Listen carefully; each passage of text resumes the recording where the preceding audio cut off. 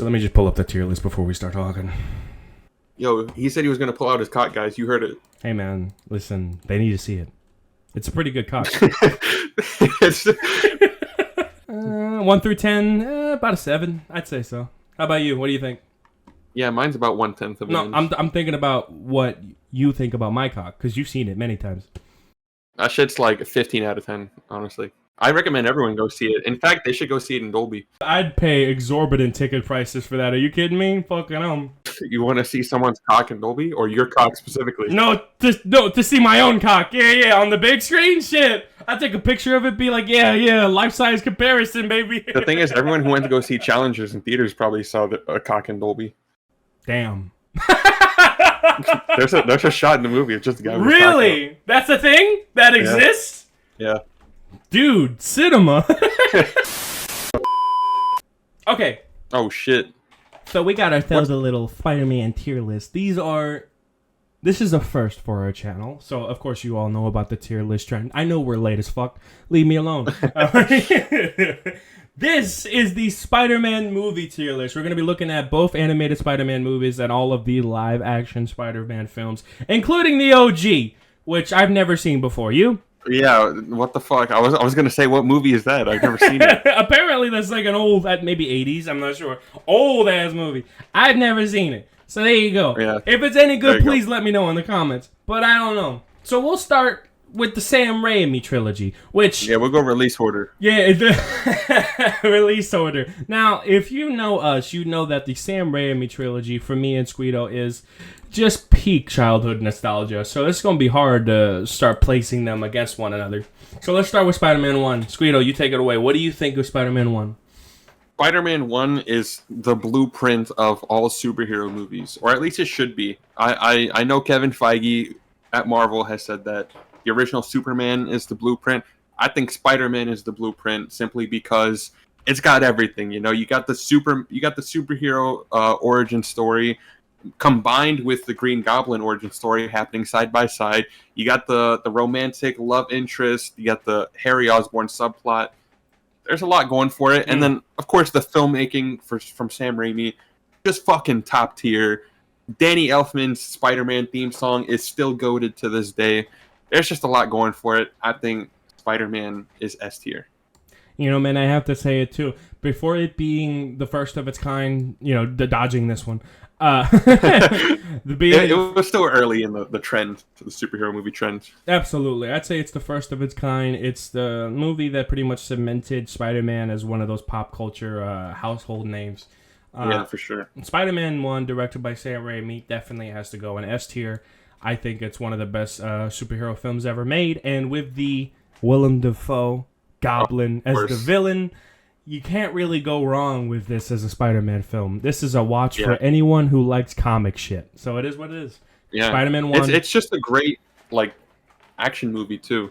Like, anyone that doesn't know anything about superheroes, you could show them Spider-Man, and they'll be like, yeah, it's a good movie. Yeah, it's a good movie. That's the thing. Yeah. You're right. You don't even have to watch, you don't even have to like superhero stuff. It's just fundamentally created well.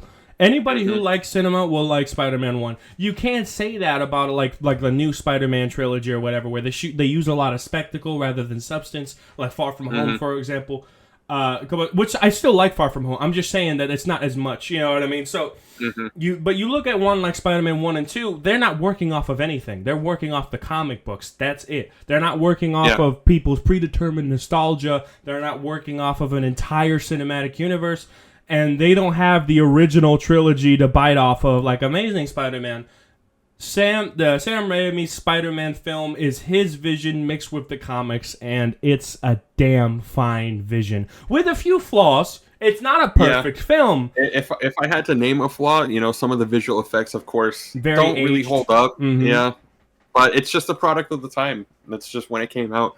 And of course, you also have to understand that I believe at the time, this didn't have, the biggest budget ever, you know? It didn't.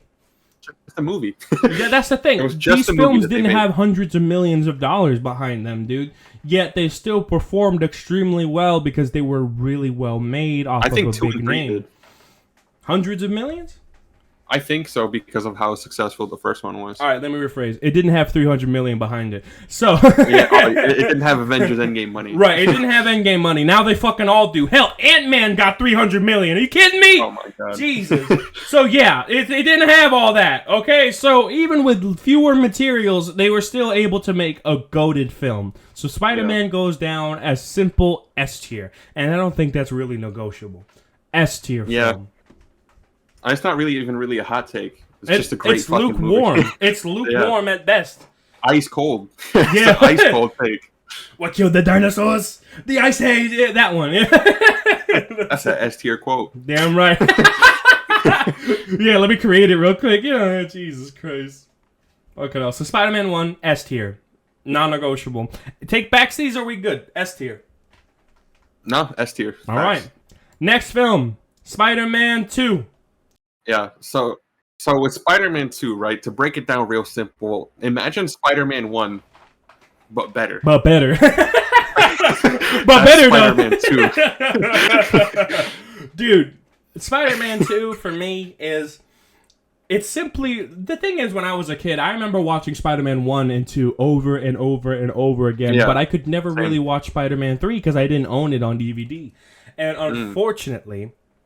When I was a kid, I had kind of an issue where I would prefer other titles that I didn't have because, because I had watched the previous titles or played the previous titles over and over again where I got sick of them, not really knowing what I had in front of me. For example, when I was playing Call of Duty Black Ops 1, I played the hell out of that game because my father didn't want to buy Black Ops 2 because it was expensive. So he bought the first one and said it's the same shit. So, I played the hell out of Black Ops 1 kind of hoping for the Black Ops 2 experience, and that kind of took me out of the experience. And it's the same thing for GTA. When I wanted Grand Theft Auto 5 for Christmas, I got Grand Theft Auto 4 because Grand Theft Auto 4 is the same thing. So I was playing Grand Theft Auto 4 a lot, and even though it's my current favorite of the entire franchise, at the time, all I wanted was GTA 5. And that was the same thing for Spider-Man 3. All I wanted was Spider-Man 3 because it was flashier and I didn't own it and I had watched 1 and 2 so goddamn much and I didn't know what I had in front of me.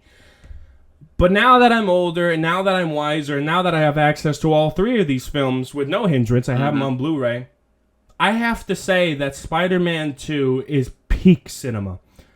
Peak superhero movies, and once again, Sam Raimi pulls off another blueprint of the superhero genre. So with all that being said, S tier. Yeah, and lightning just struck twice with Spider-Man 2. It really did. And Sam Raimi is a damn fine writer and director. So once again, these 2 films, S tier. Which one do you prefer? Personal preference. Okay. So here's the thing. That kind of depends on mood, right? Because both films are god tier. They're great superhero movies, and they've inspired a lot of what came after. But I think in terms of pure filmmaking, I'm going to go with Spider-Man 2. Because in a way, it's a lot harder to make a sequel. Especially, it's like, is lightning going to strike twice? But I also think, just from a storytelling perspective, Spider-Man 2 feels more... I don't want to say it feels more like a classic superhero story. It really doesn't. It's more of a human drama than the first one is. Right. While the first one is definitely more superhero spectacle. But I like that Spider-Man 2 focuses a lot more on the people. It just expands more on the characters we were introduced to in the first one. And so I think, because of that... Spider-Man 2 had a lot going for it, and it pretty much exceeded everyone's expectations. So I'm going to say that one's better. I think Spider-Man 2 had more to work with, and it also had more dominoes to push over. They did like you mentioned how there were predetermined characters already, and it was kind of ramping things up, like with James Franco's character. One thing that I will say I prefer over Spider-Man 2 for Spider-Man 1 is the antagonist. Spider-Man 2 has a great antagonist. I love Doc Ock. Who doesn't? Doc Ock is fantastic. But Willem Dafoe as Green Goblin is peak villainy. And I think that he's in contender for one of the best comic book villains of all time. He's up there. That guy knows what he's doing. So I'd have to say I agree with you. I think Spider-Man 2 as a film is better. It's basically Sam Raimi's vision, but with a massive budget and more story dominoes to fall, which makes 2 a better film in my opinion. But that does not mean that Spider-Man 1 is bad in any capacity. It is damn good.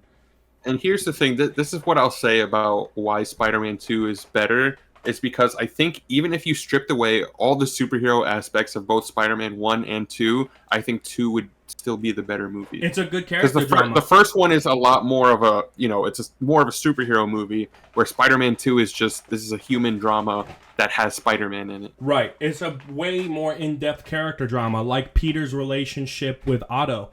You know, how he was talking to him about girls, and it's like, oh, how I got my wife and shit like that. Mm-hmm. Those humanizing moments are the moments that I remember the most about this film, is those the bits of character building and the character work that it was shown. I'd say that as a normal person, as a normal human, I actually prefer Otto Octavius to Norman Osborn. Because Norman Osborn still shows love for his son, but it's like Green Goblin has kind of always been a part of his character, even before the serum. And I understand that's one of the things about Green Goblin, is that it just hypes his attitude up. But still, it's there. But with Otto, it's a lot more tragic. You know what I mean? It's a lot more tragic by the end, because all he wants to do is to help the world and to clean the energy, but he's gone mad. And eventually he gives up at the end. He doesn't have to be killed. He wises up at the end, and he understands that this needs to go down with him. It's tragic as all hell. Spider-Man 2.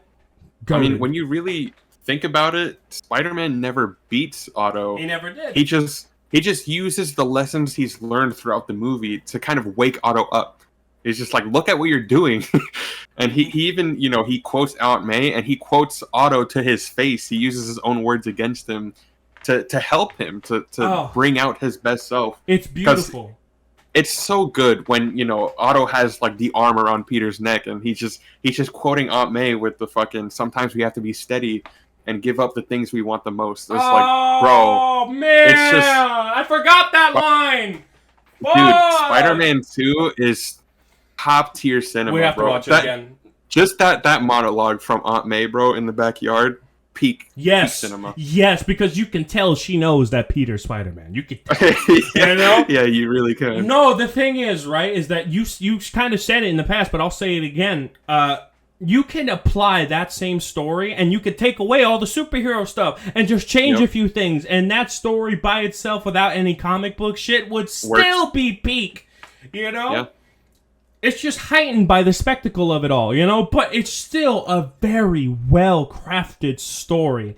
It's amazing. And it's got a couple gripes, but it's nowhere near enough to ruin the film for me. It's a damn fine film, a damn fine addition in Spider-Man. And to be honest, it's what... Spider-Man 1 is what started it, and Spider-Man 2 cemented it. The nail in the coffin. This is it. Yeah. Spider-Man's a staple. Yeah, that's a good way of putting it. So yeah, Spider-Man 1, damn good with what the budget that it had really good character work and some really good writing and imagery. But Spider-Man 2 literally took everything in Spider-Man 1, corrected the mistakes, and doubled everything. You gotta love it. You gotta love it. Spider-Man 2, S tier. That's what I have. S tier. All right. Spider-Man 3. Oh shit. It's the difference between coming from 1 and 2 and then jumping to 3 is pretty crazy. I'm not gonna lie. It's wild. Just big drop off, right? So first of all, I'll say this: Spider-Man 3, it's got a special place in our hearts. All right, it does. Yeah. I think the best word for it is Spider-Man 3 is cute. Spider-Man 3. That's a way of putting it. Spider-Man 3 is cute. It's not perfect. In fact, there's a lot wrong with it, but it's cute. And god damn it, with the way that our pop culture has been hitting this movie with all the memes and everything, you just gotta love it. You understand? Yeah. Spider-Man 3 is a film that suffers heavily by the fact that Sam Raimi never actually finished the script and was forced. Or he was writing it while they were filming. Right. Which is crazy. And he was forced to add a character that he never wanted to add in the first place. And guess who that character was? Not a small little side character, not a little addition, not an Easter egg, not a cameo. Venom! the main antagonist was a last-minute addition to the film. So, Crazy. I have a lot. But you know what? I'll give him this. Go ahead. It might have been last minute, but I don't think it's terrible. The whole black suit and the whole symbiote thing, it works. I don't think it's terrible all the time. I do think there are points. Yeah. I do think there are points with Venom where I'm like, oh God, you know what I mean? Like, there are points that are embarrassingly bad in this film. All right, but one of the, I'll talk about the strong points. First of all, Sandman. I love his character. I think it's fantastic. I think it's a straight start. I love that he's doing it for his daughter, and he's doing it by any means necessary. I do not like how they incorporate the Venom suit in Peter's story. I don't like that at all. I don't like emo. Like that it just randomly falls out of the sky. Yeah, that's one of them. But one of them, the main thing is I don't like Bully Pete. You know what I mean? I think he's funny as all fuck in post. Oh, you don't like Bully Maguire? He's gonna put some dirt in my eye. Oh God! Yeah, he is gonna put. You can't say that shit, bro. He's funny as hell to watch, but I really do think that like the fight in the metro system where he supposedly killed Sandman, like those. He parts, definitely tried to. Yeah, those parts are literally some of the weakest parts in the film. You know what I mean? One thing I do want to say is that, one thing I do want to say is that even though this script was rushed, I still think that Sam Raimi pulled off a decent watch here. It was a fun watch, had some really good comedic moments, and of course Sam Raimi's style has always been the best when it comes to Spider-Man. I do think that this film suffers from a lot of cons, but overall, it's still a fun watch, and I don't skip it when I watch the Spider-Man movies. You gotta watch it. I should say, I personally love every Spider-Man movie differently. In different ways, right? I don't hate any of them. I love all of them, and some are different. Like some got their quirks, like Spider-Man 3, but I'll still sit down and watch it and have a good fucking time. Because it's Spider-Man. How do you not love Spider-Man, You can't. You can put Spider-Man in any movie, and I'm going to watch it just because he's in As long as he's accurate. As long as he's, like somewhat what the fucking comic tries to push. That he's a kid who's just trying to live life, and he's trying to be a hero in these fucked up times, and he's trying to balance Peter and Spider-Man, those kinds of things.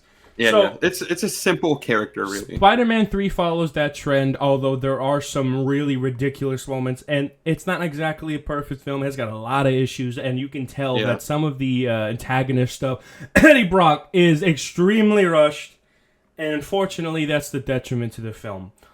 So, but it's I think still a damn fine watch. How do you feel, Sweetum?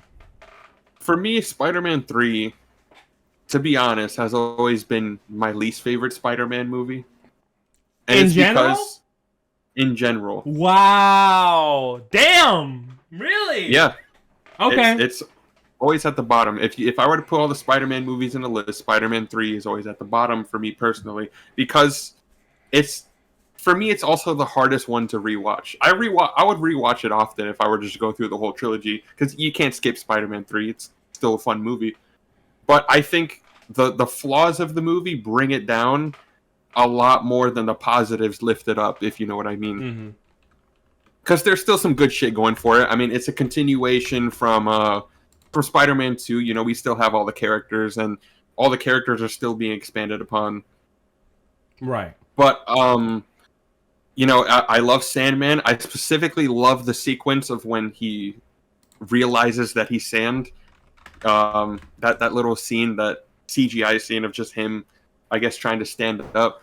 It's so fucking good. The music is beautiful. The score, the theme song for the Black Suit Spider-Man and for Venom is really fucking good. Topher Grace really brings the movie down. I do like what Sam Raimi tried to do with having him be like a negative Peter Parker they're kind of the same character, but Eddie Brock is just on the opposite end of the spectrum. Peter's nice to everybody. Eddie Brock is just a dickhead who only thinks for himself. There's a lot that I like, but I think there's more that I don't really like. And it's really long. There's more wrong with the film than there is right. And I feel like the biggest influence of that is the symbiotic suit. It really sucks that Sony had to rush Sam Raimi, man. If Sam Raimi was given an adequate... he blames himself, unfortunately, but I don't think he should. No. I think that he should blame Sony for not giving him enough time to craft a film that was guaranteed to be successful because of the previous two. It was gonna make bank regardless, Sony. What are you doing? It's ridiculous. Yeah. And they were already making Amazing Spider-Man 1, which is also ridiculous. What's up? Yeah. And, we mention Venom a lot when we bring up the fault of this movie, but I think we're forgetting to point out the whole amnesia storyline with Harry Osborn was pretty shit, too. Yeah. The whole thing of him losing his memory and all of a sudden it's just like, oh, what happened in the last movie? Doesn't matter.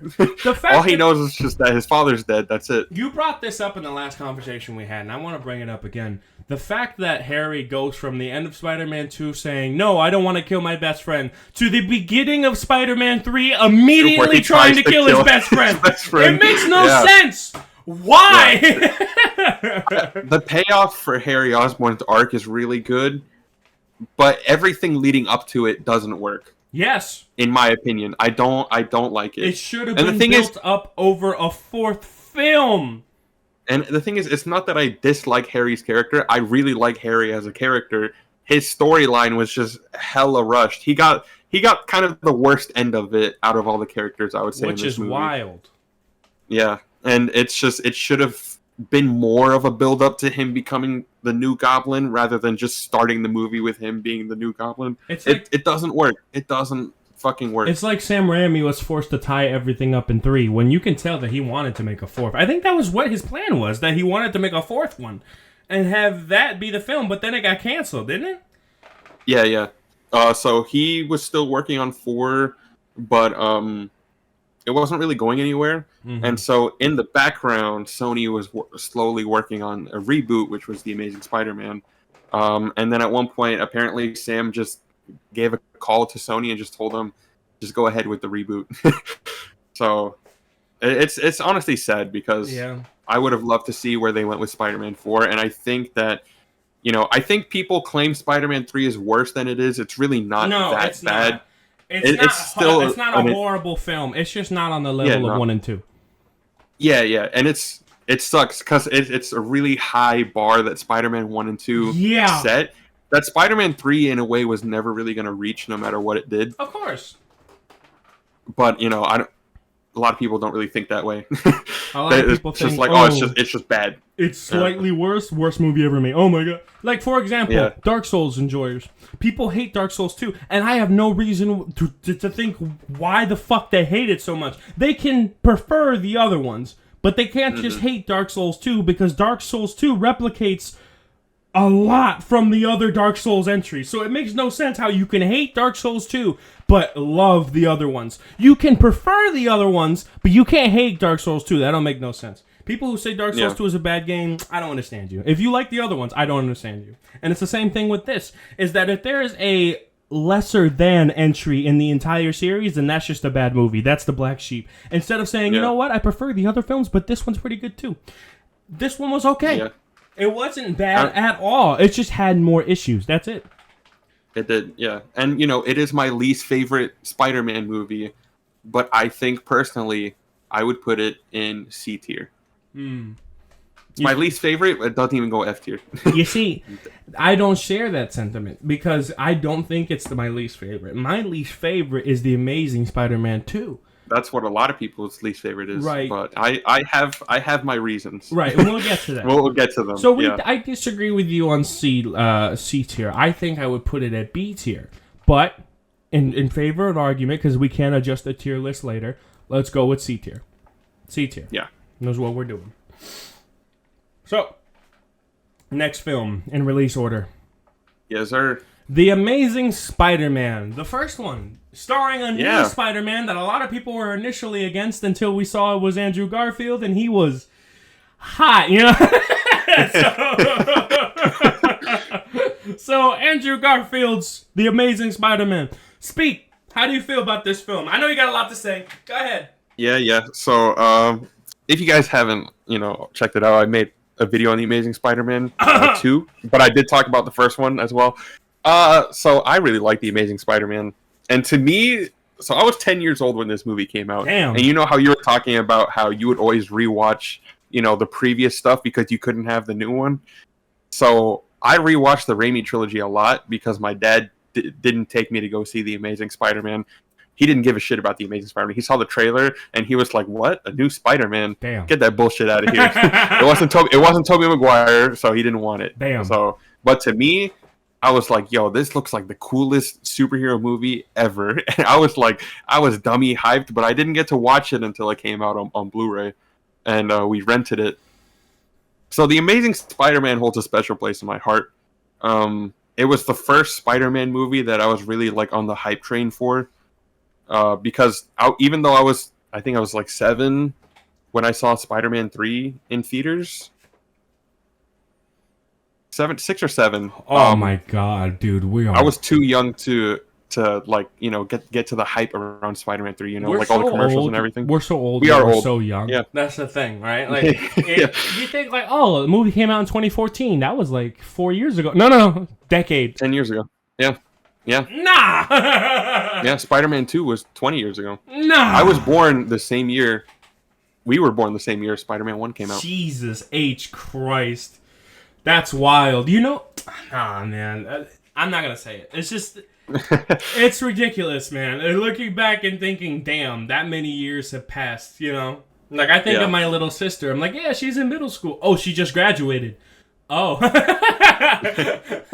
She's an adult now? No way. It's the same thing. It's just, man, we're getting old. That's it. That's all I got to say about that. Yeah. Go ahead. Continue. So, The Amazing Spider-Man. It tries to be a realistic take on Peter's origin story. Right. So it hits a lot of the same story beats that the first Sam Raimi movie hit. It's a bit more gritty, I'd like to say. It is a darker movie, and they've made some changes that people aren't really too fond of, like Peter being a skateboarder. He's a bit too cool. Right. He's a bit too cool, it's just Andrew Garfield does not pass like his looks. He did not pass as some nerd. You know what I'm saying? Yeah. Like some social reject. That didn't make no goddamn sense. That being said, he still played the character really well. It's just that when you look at him, it's like, yeah, he's not some just fucking some social reject nerd. It doesn't make sense. But then you see him in a conversation in the movie, and you're like, oh, he's just awkward as shit. He plays the character well. That's the thing, right? It's just you look at him, it's like, nah, he'd be part of like the dumb squad. You know what I mean? Like hot as hell, but don't know shit. Jeez. So I like the realistic adaptation of this version of Peter. I like that this Peter is a lot angrier. Mm-hmm. I like that this Peter he has a lot more teen angst than Tobey Maguire had. Even though the man looks 30, but yes. yeah. Like Tobey, he was always like the nicest kid ever. And then you see him with the black suit and you're like, okay, he's kind of a dick. But in this one, I feel like I feel like Andrew Garfield's Spider-Man is kind of a dick at times. Mm-hmm. He's still a nice guy, but he can be a dick when he really wants to be. And I think to me that's more of a realistic take on the Peter Parker character. And it's always a take that I kind of gelled with a lot. And so Andrew Garfield's my favorite Spider-Man actor. Really? But he's not in the best movies. I remember that. Yeah. He's my favorite Spider-Man actor, but he's not in the best movies. Mm-hmm. And so, when you talk about flaws with the Amazing Spider-Man, you got to look at the Lizard, because bro's just a generic. Yeah, he has CGI monster. He's nowhere near as complicated as the other villains in the Sam Raimi trilogy. And I'm sure there was a lot, because there's a lot of deleted scenes with Dr. Connors. I'm sure there was a more emotional core with his arc that they wanted to go for, but Sony was just like, people don't care about that. Just make it more superhero action. Right. But it takes away from that other half of the story, because what really cemented that first Tobey Maguire one was that you had Peter and you had Norman. And, you know, you got the hero, you got the villain, two sides of the coin, both of them very well developed and well established. And so it made their, you know, their eventual feud, you know, had a lot more stakes to it. Whereas in this one, it was just kind of, it felt very one-sided. Dr. Connors was nowhere near as developed as as Otto Octavius, nowhere near as such. Hell, I'd say that the Dr. Connors in the Sam Raimi trilogy had more fucking character. Yeah, I'm just being honest. Jesus Christ. Yeah, he was very charismatic in the Sam Raimi movies, but in this one, he's just British scientist who explains everything very seriously, and he talks like this. Whoa. Yeah, so it's which is like, crazy I don't know, because the spectacles of his fights were pretty fucking cool. The sewer missions, the sewer level, like he was like he was shooting webs and setting up cameras, and then you have the big spectacle fight in the building where the lizard's looking around for Gwen Stacy. Like, there's the spectacle of these fights is pretty fucking cool, but there's a lot less substance and character development behind it, and that's what makes it for me a lesser film than the Sam Raimi trilogy. Yeah. I would agree with that. It's I think really what it is that there's a lot going for it, right? Like the filmmaking is top notch. The CGI looks great. The actors are all really good. Emma Stone's a great Gwen Stacy. She's a great love interest. She bounces off of Andrew Garfield really well. They have great chemistry. I mean, they dated in real life during the movie, so that makes sense. Yeah, and then you have side characters like Gwen Stacy's dad, Captain Stacy, who, he's a pretty likable guy, even though you're not really supposed to like him. He still kind of has a little charisma to him. Right, because you can relate to him as like get away from my daughter, that kind of thing. Yeah. But the relationship between Aunt May and Peter's pretty sad in this movie because after Uncle Ben's death, it just kind of he pushes there's away. A lot of tension. Yeah, there's a lot of tension between them, and you can tell that they never really got along. And Uncle Ben was kind of the glue that held them together. And, it's even sadder because this version of Uncle Ben is also really great. He's just a very down-to-earth. Mm-hmm. I assume he works in construction. That's kind of the vibe I got from him watching the movie. And he's just this very down-to-earth guy, and you can tell he has a lot of love for Peter. And there's that conversation in the bedroom earlier in the movie where Uncle Ben says something. He's just like, I know I'm not your father, but, I couldn't even help you with your homework when you were 10, but, I'm trying here, basically, is what he's saying to Peter. And as he's walking out of the room, Peter's like, hey, you're a pretty great dad, all right? And then that little smile that Uncle Ben has, you can see it meant a lot to him. And so I love that dynamic between this version of Uncle Ben, Aunt May, and Peter. It's very realistic. It's, it feels more familial, I guess. Yes.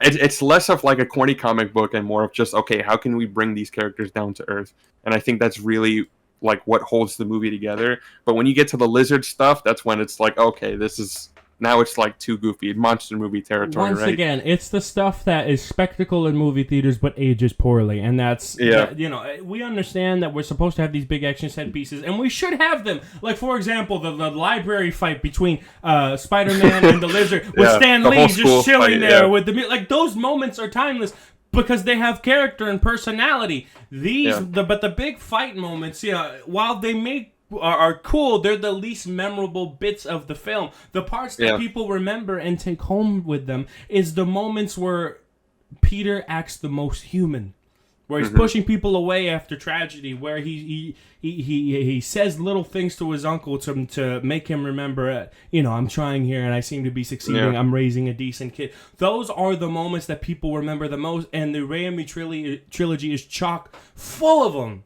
It's like the characters were first and the spectacle was second. Here, with Sony, I don't even blame the creators here. I blame the studio. It's the other way, and I don't like that at all. You can tell that this movie was butchered in post-production. It's a lot of the editing because, there's a lot of deleted scenes of the movie. And so there's a lot more with the relationship of Peter and Dr. Connors that we haven't seen. And, they got rid of that stuff in favor for more of a generic, lizard monster as a villain, as opposed to a fully developed emotional scientist. And, but I think that execution is really what hurts the movie a lot. It takes what could have been a really deep emotional movie, a really memorable one, and just turns it into a generic, mediocre kind of whatever movie. Which is heartbreaking because you can tell that this movie has the resources to be even better. You can tell they're pushing for it in certain sections. Like in some scenes, you can tell that this movie's actually really emotionally intelligent. Like when Peter's pushing Aunt May away. Those scenes are painful to watch, you know, not because of bad acting, but because it's actually something that people do. And you know they shouldn't do it. Hell, they know they shouldn't do it, but they can't help it because they don't want to feel the emotions they're feeling. They want to push him away. And that's what Peter's character is all about. Him trying to be Spider-Man. Him trying to put everything into the hero, into the mask, but he's a human and he has to feel these emotions, but he feels like he can't because he has a higher responsibility. It's all complicated, you know what I mean? And in this film, you could tell they were trying to push for that, and you could tell that this film could pull things like that off, but it was ruined in post-production, like you said. Maybe not to the extent of the Sam Raimi trilogy, but it could still pull those off. But you could tell that it was pushed away by Sony because they wanted to make as much money as possible. And, you know, it is what it is. These movies, the Amazing Spider-Man movies, don't age as well as the Sam Raimi trilogy because of those things. That's my opinion. Yeah, and the Amazing Spider-Man just holds a special place in my heart. Like I said, I was 10 years old when the movie came out. First Spider-Man movie I was on the hype train for. And, you know, to me, it does a lot of things that a lot of superhero movies nowadays would kind of be afraid to do, I think. Like, for instance, Peter doesn't really become Spider-Man until about an hour and 20 minutes into the movie. When he gets the suit, you know, he wears the Spider-Man costume, but he's not really Spider-Man at heart. He's using it to find Uncle Ben's killer and get revenge. It's not until he saves that little boy on the bridge that he realizes, like you know, that this symbol is meant for more. You know, he can do so much more with his abilities and his powers. And it's that whole with great power comes great responsibility. And, you know, they've been doing the Spider-Man re-releases in theaters. And so I was really happy with that bridge scene when he saved the little boy and he gives the kid back to his father. Yes. And the father says, "Who are you?" And then there's that pause and he's just, "I'm Spider-Man." And people cheered because it's like, yes, yeah, he's finally Spider-Man. He had to earn that shit. Yeah. You know, just because he was wearing the Spider-Man costume didn't make him a hero, and the film acknowledges that. He's doing it for all the wrong reasons. And so, you know, when he saves that kid on the bridge from dying and he says, "I'm Spider-Man," it's like, yeah, he fucking is Spider-Man now. He had to earn that shit. And that's what I really love about it. But wait a minute. To be honest, I gotta say that this film, it ain't that good. You know why? What's up? Because this Spider-Man never fought Bonesaw. And as we both know, Bonesaw is ready. You're right. F tier. So, yeah, get this bullshit out the fuck out of here. No, man. Amazing Spider-Man is damn good, and it may not have as much personality as the Sam Raimi Spider-Man one. It is still a damn decent film that had a lot taken away from it, but it's still very watchable, and I think it's still a damn fine Spider-Man movie. Not my favorite. It's a good watch. It's a good watch. It's still a damn fine watch, and I think that it could have been so much more. I really do. Yeah. So I don't blame. Is there anything to you that stands out about the Amazing Spider-Man, good or bad? Just anything to you that really stands out? Well, one thing I do want to point out is I didn't really enjoy como se dice, the build up to him finding the killer. I didn't enjoy it as much as Spider-Man 1. I think Spider-Man 1 I enjoyed that more. One thing I also want to say is Uncle Ben's death is a lot better in the first one. I do still like this one, but in Spider-Man 1 I still prefer his death. I'm sorry. We don't see it. That moment, more impactful. Yeah, right. I think one of the strongest moments of Spider-Man 1 for me was when he turned to Peter and said, "Great power comes with great responsibility," and Peter just kind of shrugged him off. And then later, he had to deal with the consequences. That's the last time I saw my father. And I understand Andrew did the same thing here, but it wasn't anywhere near as impactful, which unfortunately, I do have to compare the two because they're telling the same story. It is what it is.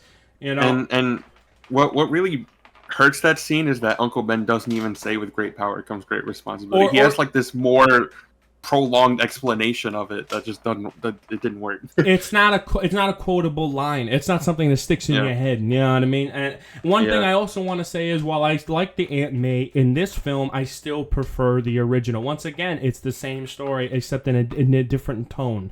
All right, and I have to say for the sequel, it's the same way. I just prefer the other Aunt May. Because, como se dice, I feel like she has better lines. I feel like she's also trying really hard with Peter, but Peter's becoming more distant. You know, even in the original Sam Raimi trilogy, he was initially distant with Aunt May, but Aunt May, said the right things, that kind of thing.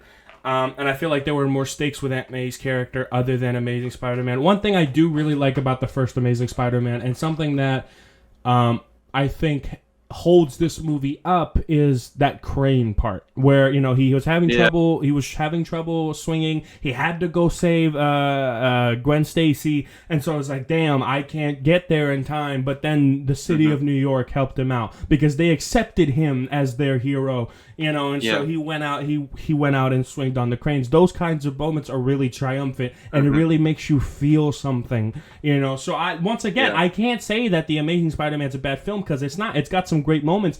I just don't think it's anywhere near as good as the Sam Raimi trilogy, in my opinion. But it's still got good moments.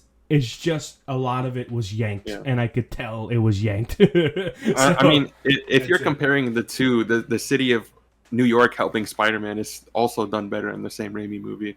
When Green Goblin's flying under the bridge and then people start throwing things at him. Sam Raimi, I'm sorry, but dude, the cheese in that film is a feature, not a glitch, okay? Yeah. It's like, if you're messing with him, you're messing with all of us, yeah! You're gonna pick on a guy trying to save a bunch of kids? What's wrong with you? I love it. It's dumb fun. But it's also a good representation of New York. You mess with Spider-Man, you mess with New York. You mess with one of us, you mess with all of us. Yeah! It's so ridiculous, but it works. It works so well. You gotta love it. Love it. But the crane scene is also really good. It's still just really good. It's not that bridge scene. As good. You understand? Yeah. And come on, what can I say Amazing Spider-Man does better? CGI, right? Well, it's just the times. It's just the years that came out. But one thing I will say is that it doesn't do it better than Green Goblin, but it is something I do want to say. It does make you fear the Lizard. When Gwen Stacy's in the building and the Lizard's looking for her, they do give you a certain level of fear. That they did better with Green Goblin, but you could with the fire building, when he turned around and shit, they made you fear him because he was so much stronger than Spider-Man, but they still gave you a little bit of that horror element with the Lizard. So I did enjoy that. It wasn't better, but I did enjoy that. Yeah. Oh, and another thing, another little bit of praise from me. The Amazing Spider-Man 1 also has my favorite Spider-Man theme song. I don't remember it. you got to listen to it. But yeah, no, I mean, the Danny Elfman Sam Raimi one is still iconic because it's so good every time it comes on. But I don't know, to me the Amazing Spider-Man themes, it sounds a bit more subtle, especially in the earlier moments of the movie. And I don't know, to me it just when I hear it I think Spider-Man. That's just me personally. I know that's kind of a hot take. Yeah, but that's subjective. I mean, it's music we're talking about. That's highly subjective. It is what it is. Yeah. A lot of people prefer the Amazing Spider-Man 2 theme. I'm sorry, whenever I hear Spider-Man theme, I'm thinking every time. It doesn't matter. Bully Maguire. Yeah, I'm sorry, dude. That music is peak. It's way too upscaled for what's showing up on screen, but it's still really good. So that's fair. But yeah, Amazing Spider-Man 1 is still a good Spider-Man movie, and it has some really good moments. It just doesn't reach the levels of Spider-Man the original trilogy. So where would you place this film? It's kind of a hard one. Factor in the other entries as well before you grade it. Yeah. I'm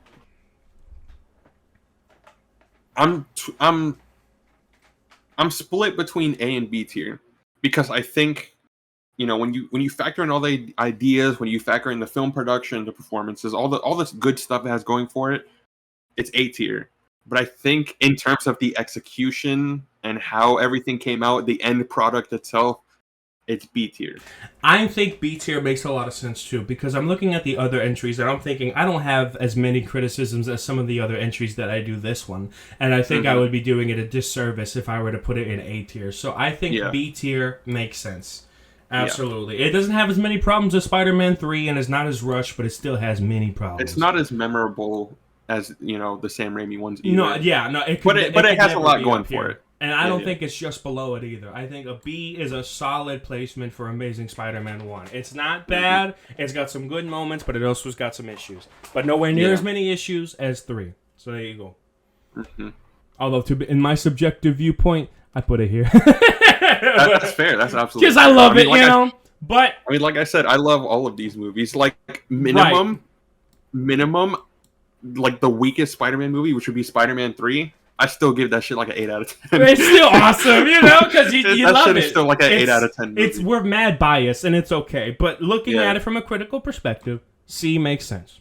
I agree with you. If I'm trying to be fair to myself, yes. It's C. If this was like, a superhero movies like in general, and then all the Spider-Man movies happening on there, Spider-Man in general, S tier. Like, it's just an S tier superhero.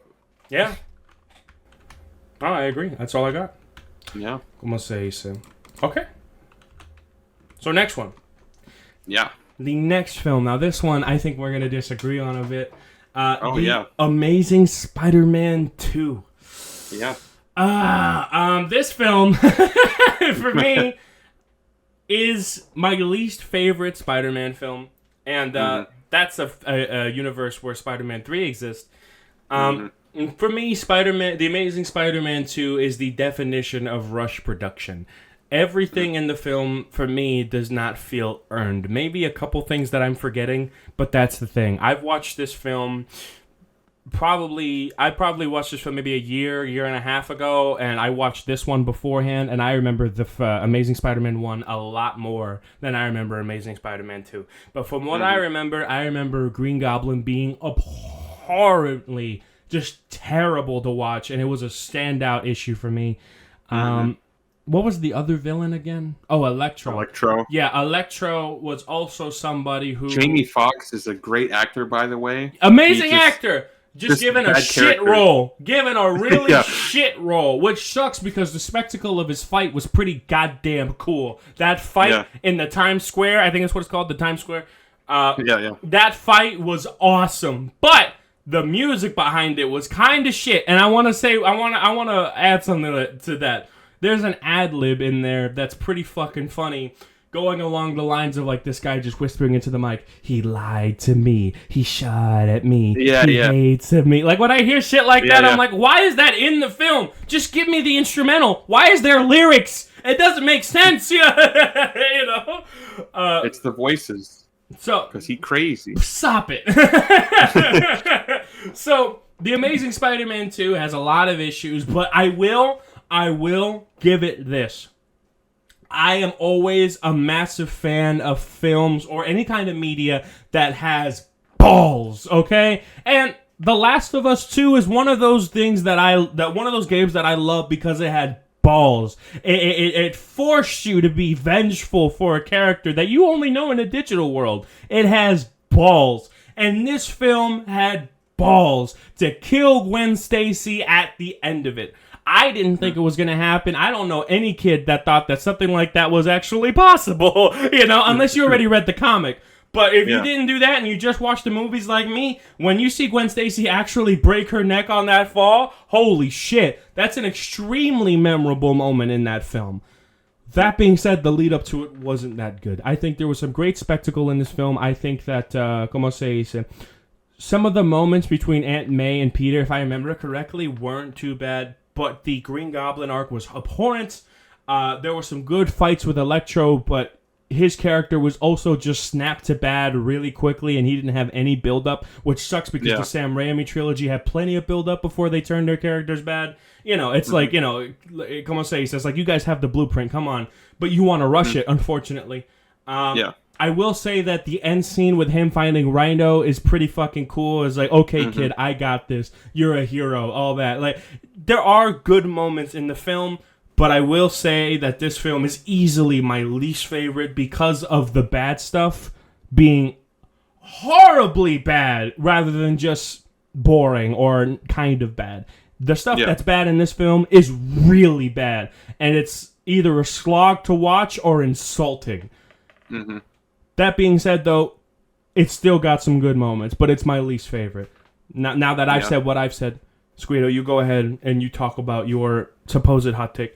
Go ahead. Yeah. So, I'm pretty biased with the Amazing Spider-Man. Best 2. film ever made, 10 out of 10. No, definitely not a 10 Right. out of 10. But this movie has sauce, as I like to say. Sauce. This movie has the sauce. Picante.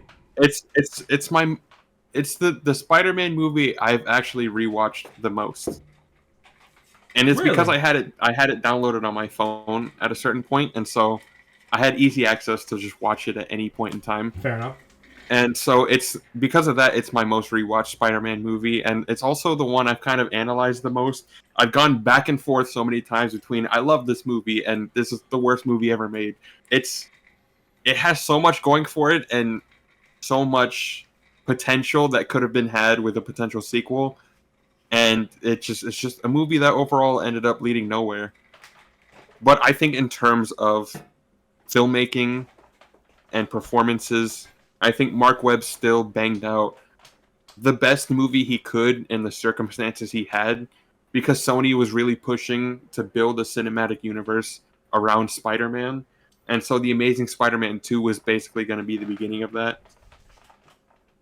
But I think there's still a lot of, an emotional center to be had with this movie, specifically with Peter and Gwen and their relationship. It was the strongest part of The Amazing Spider-Man 1, and it's the strongest part of The Amazing Spider-Man 2. It is. I agree with you. The two of them. Yes. And so having them, they break up at the beginning of the movie, and then they try to be, kind of just friends, and it's like a whole will they, won't they. And then, right when Peter makes the decision, he's like, you know what? Like, fuck it. I love you. I'm going to follow you everywhere. We're going to be together. And then she dies, and it just... It makes that story so tragic and so heartbreaking, but because her father was right. Her father was right, but it was also Gwen's decision that led to her fate. Right, but that's not how Peter sees it. Peter sees it as it's my fault. Peter's he's gonna blame himself. That's just how Spider-Man is in general. He's gonna blame himself for everything bad that happens. But what really brings the movie down are the villains. Electro is just kind of there. He's like the most generic villain you can probably think of in a superhero movie. Like, Lizard was generic. Electro is more generic. Fuck, yeah. Which is crazy. Which is hard to think about. Like, really? He's just more generic. They do the whole nerd scientist turned villain thing, and it doesn't work. But like I said, Jamie Foxx is still a great fucking actor. I think he's still rocked with what they gave him. His scene in Times Square, like you mentioned before, that scene is really where he like makes the switch into being a villain, and you can even just see it in his demeanor, and it's just Jamie Foxx is just so fucking good with like little nuances and subtleties.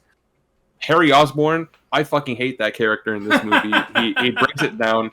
You can take him out of the movie, and I think it would be more enjoyable for that. Yes.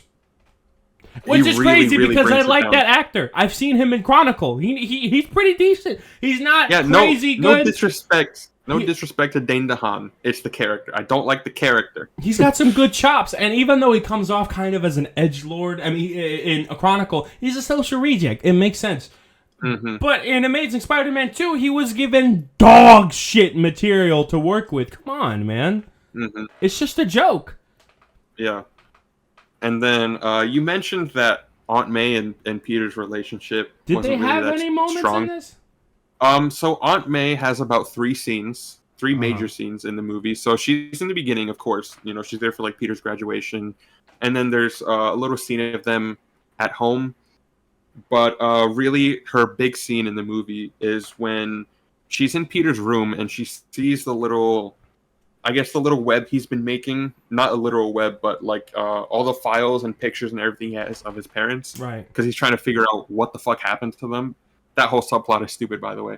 But the scene where they're in the bedroom talking, and you can see she's visibly distraught that he's going so far to find out what happened to his father.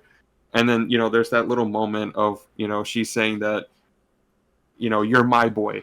It's like your parents didn't raise you. I did. I'm the one that made you food and did your laundry and put you to bed every night and took you to school.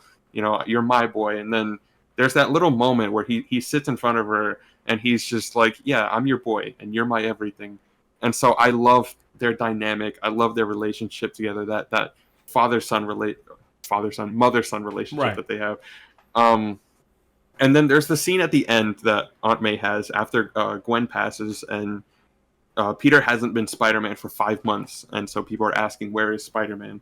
And so Peter gets up and he's about to, like, he's just gonna walk out of the room, and she's like, where are you going? He's like, I don't know. He doesn't know what he's doing with his life without Gwen. He has no direction. And then so she's saying, she's putting away Uncle Ben's stuff, and he's like, you're getting rid of him? And she's like, oh no, I could never do that, but it's a part of me, but I'm just finding a better place for it. And I think that little message that she gives Peter to kind of help him move on, it's a really nice subtle moment between them that I really enjoy. So I love Sally Field as Aunt May personally. I think she's great. I think she's great. I have a preference, but I still think she's great. Yeah. What bothers me, and I'm going to let you continue your point, I just have to pause you.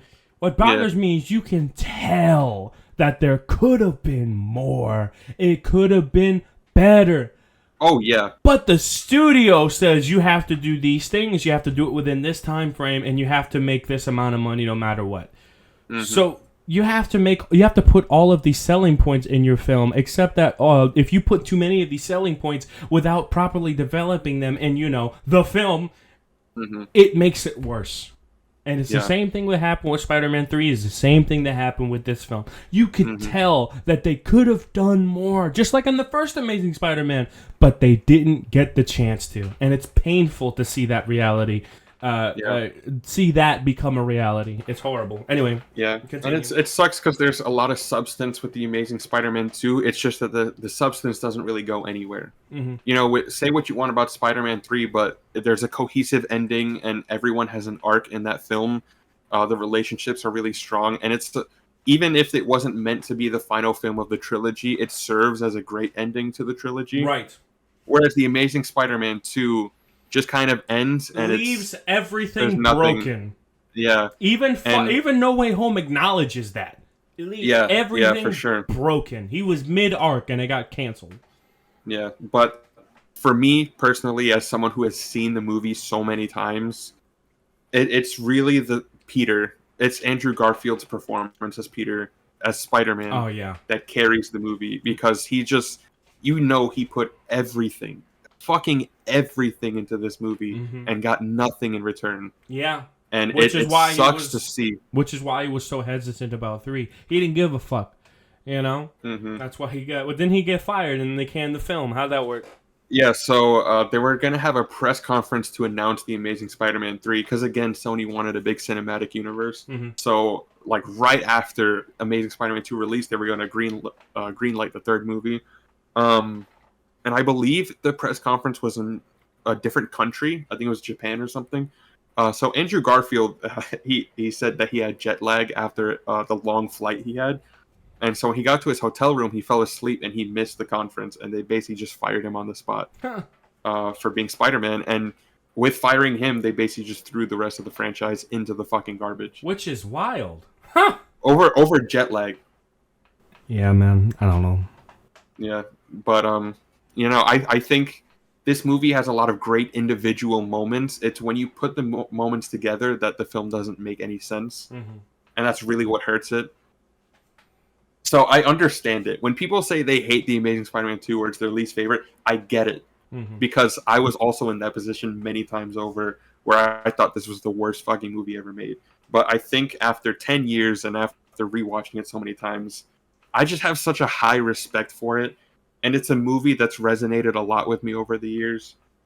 So I have a personal bias to it. I really love The Amazing Spider-Man 2. Despite everything that went on behind the scenes, despite everything that went on after, I still love The Amazing Spider-Man 2. And a lot of what the movie gets right is some of my favorite stuff in any Spider-Man movie. But the stuff it gets wrong is some of the worst shit in superhero movie history. And so it's a hard movie for me to like just rank, because it has to be personal bias. I can't look at that movie with a critical eye. It has to be personal bias. I think the only time where I was ever visually like abhorrently disgusted with a bad decision that was made in Sam Raimi's trilogy was in Spider-Man 3 when Venom was making like a sexual joke at Mary Jane's expense. Like that was probably the only time where I was like, "Oh, shut the fuck up." Isn't it when he says like, "Oh, my spider sense is tingling," and he's like pointing down? Yeah, that's really the only time where I'm like, "Shut the fuck up." Any other time, I was like, "Oh, this is all right," or I don't like this, but okay. In Spider-Man, Sam Raimi still cooked with what he had. With what he had. To interrupt. No, I agree. He cooked with what he had. Unfortunately, what he had, some of it was dog water. All right? Yeah. Now, with The Amazing Spider-Man 2, I had multiple moments where I was like, oh, shut the fuck up. Anything with Green Goblin, shut the fuck up. I don't care. He's in it a lot. Yeah, so that's my thing, right? Is that I did like the part where they were sitting out looking at the water, but that's about it. Anything in the office, anything after, just horrible. So my thing is that at the end of the day, if you want to judge each film, C has way more good than Amazing Spider-Man 2, and the bad that's in Spider-Man 3 is nowhere near as bad as what's bad in The Amazing Spider-Man 2. So I think a fair rating would be Amazing Spider-Man 2 in D tier. That's what I think. What do you think? That's fair. Spider-Man 3 is still my least favorite, but I will agree with The Amazing Spider-Man 2 in D tier. Go ahead. Because like what we talked about, or what I mentioned, was Spider-Man 3 still being a coherent ending to the franchise. Amazing Spider-Man 2 didn't get that privilege. Didn't do that. It had a cool moment at the end, but it required a sequel to make it better, and it just it didn't get that. So it also really, like, looking at the two of them, when you look at Spider-Man 3 and The Amazing Spider-Man 2, both were dealt a shit hand. Yes. But I think it's Sam Raimi's experience as a filmmaker allowed him to still make a pretty good movie. Whereas Mark Webb, I think this was his third feature-length movie. Really? With The Amazing Spider-Man 2, so he didn't have the experience that Sam Raimi did. But he tried, and I commend him for that. I do too. Making movies is fucking hard. I think making movies is a bitch. I agree. I do think that there are some good moments in the film, but there are also some really abhorrently bad moments, like parts where I was just insulted that I was even watching it. Yeah. I can't say that about the other films here. I can't. Yeah, I get it. I would say D tier. D tier. But I understand and I respect your opinion because it's structured and it's well spoken. Unlike other people who just say, "Oh, it's just bad," But why? So why is it bad? That's why I can't put it in F, because it's not terribly bad. It's just got more bad moments. So I'd say D tier is a safe rating. Absolutely fair. Okay. Anything else you have to say about that film before we move on? No, I like it. I love it. It's Amazing Spider-Man. I'd say I give that film... I'm going to give ratings. I'd give that film a solid 4 out of 10. Below average. That's what I think. It's not a horrible film. It's just... It's not a comfortable watch for me. It's not. Yeah. Also my favorite Spider-Man costume in a movie. Yes, it has that going for it. It really does. Yeah. Nope. It looks good. That's it. It just looks good. Fair enough. All right. So next film, Spider-Man: Homecoming. Well, so this one for me, it's a mixed bag because what's here is good, but there's not enough of it. You understand? Yeah. Spider-Man: Homecoming for me is real small scale, and I understand that that's what the film's going for, and eventually they're going to ramp up to that, and that's cool. I don't mind it. I just remember coming back and rewatching the film and thinking, yeah, there's some cool comedic moments, but there's only a handful of times where I'm thinking like, oh, this is getting serious. Oh, this is an emotional moment. I think the only time where it ever really got big for me was the Vulture fight at the end of the film. You know, I feel like this movie is just a decent movie. It's not the best, it's not the worst, but when it hits, it does indeed hit, but nowhere near as hard hitting than the Sam Raimi trilogy. And to be honest, not even the first Amazing Spider-Man. So how do you feel about it? So, with the whole theatrical re-releases of all the Spider-Man movies, Spider-Man: Homecoming I saw last week in theaters. And honestly, I hadn't seen it in a while. And I was kind of disappointed. Watching Tobey Maguire's movies and then Andrews, and then moving on to Homecoming is a wild tonal shift. Very much because so. Very much so. you know you had the Sam Raimi movies, which they had their goofs, they had their their funny moments, and it's a pretty lighthearted, hopeful, optimistic view of the world, and it's very cartoony and superhero like. But there's also a lot of grounded, serious stuff in those movies. And then you get to the Amazing Spider-Man, which is darker than the Sam Raimi ones. It's a lot more realistic, a lot more down to earth. And then you get to Spider-Man Homecoming, and it just feels like a sitcom.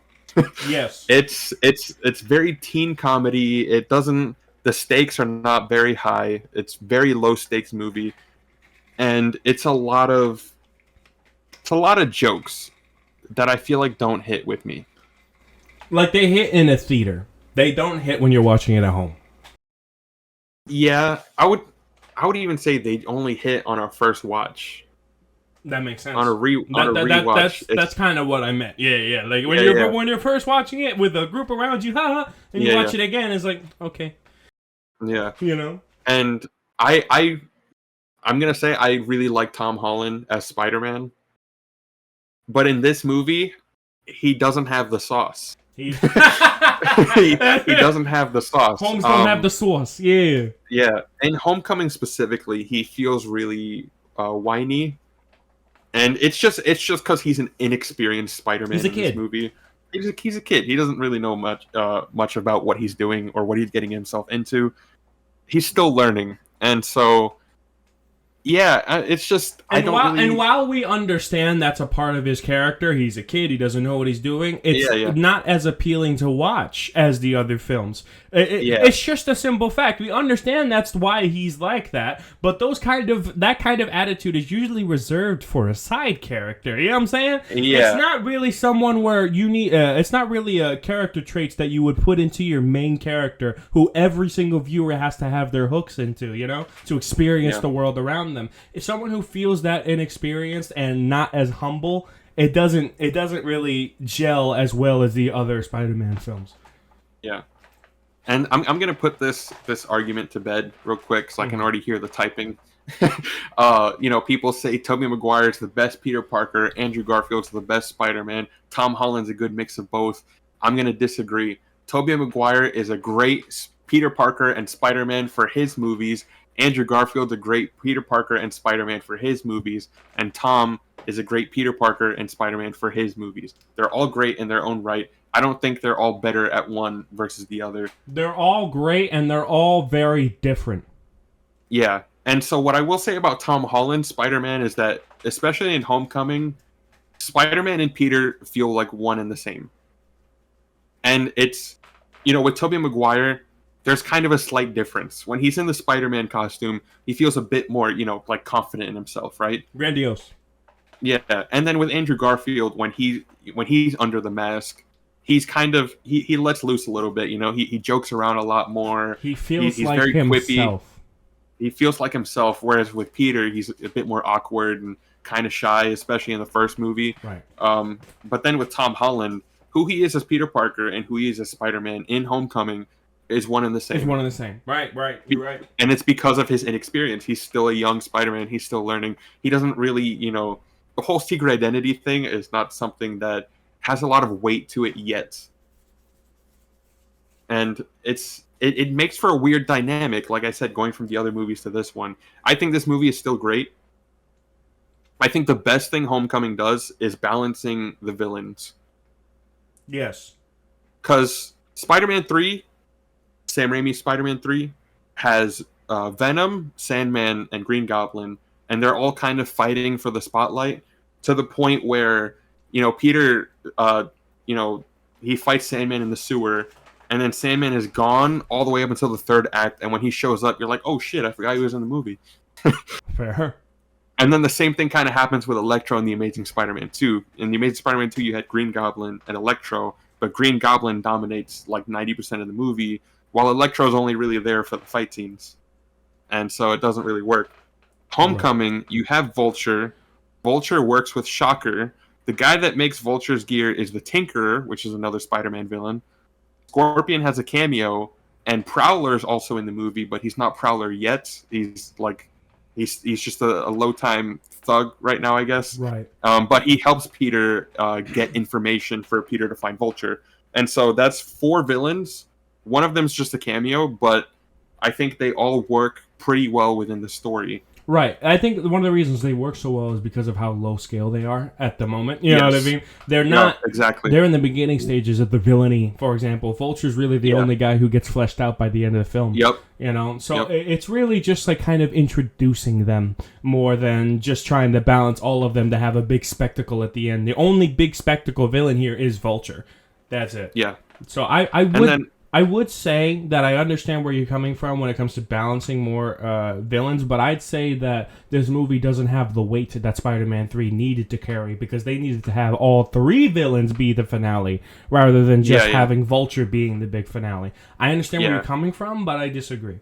Continue. Well, it comes from just Homecoming having low stakes as a whole. Right. Because when you really look at it, Vulture's the main villain, and he's just an arms dealer. That's it. But the thing is, I can't give this film. I'm sorry for cutting you off. I'll let you continue your point, but I can't give this film points for giving itself training wheels. You understand? I don't really see it as training wheels. It's still lower scale, and I understand that there's less variables to fuck up. You know what I mean? But como se dice, and I think that what it's given to us is done pretty decently well. But I still think of this film, out of all of these, it's the lowest stakes, and I wouldn't say it's a throwaway film, but if I had to give that label to one of them, I'd say it's Homecoming. I'm being honest. Yeah, it's the one you can skip, really. Really? You don't really have to watch Homecoming, because, I mean, Far From Home doesn't build on Homecoming in many ways. But continue your point. I apologize for cutting you off. Yeah. Go ahead. I don't really see Homecoming as training wheels. I see it as more of... Because you got to remember, this is the introduction... The movie introduction of Spider-Man into the MCU. He was in Civil War, but this is a universe that's already saturated with heroes. You have to make Spider-Man stand out in some way, and you know, with Toby and Andrew, he still has the element. He's the down to earth hero.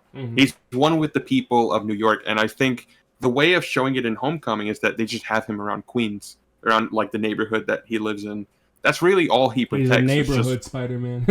he's your friendly neighborhood Spider-Man. That's the point of him in Homecoming, is that he learns to be the friendly neighborhood Spider-Man. And so I think having him fight Vulture as an arms dealer is not really training wheels. It's just that he's the street level hero in the MCU, because, you know, and I think a big point of the movie, you know, because he tells Iron Man about Vulture, and then Iron Man doesn't really do anything about it. He just kind of calls the FBI and lets them handle it.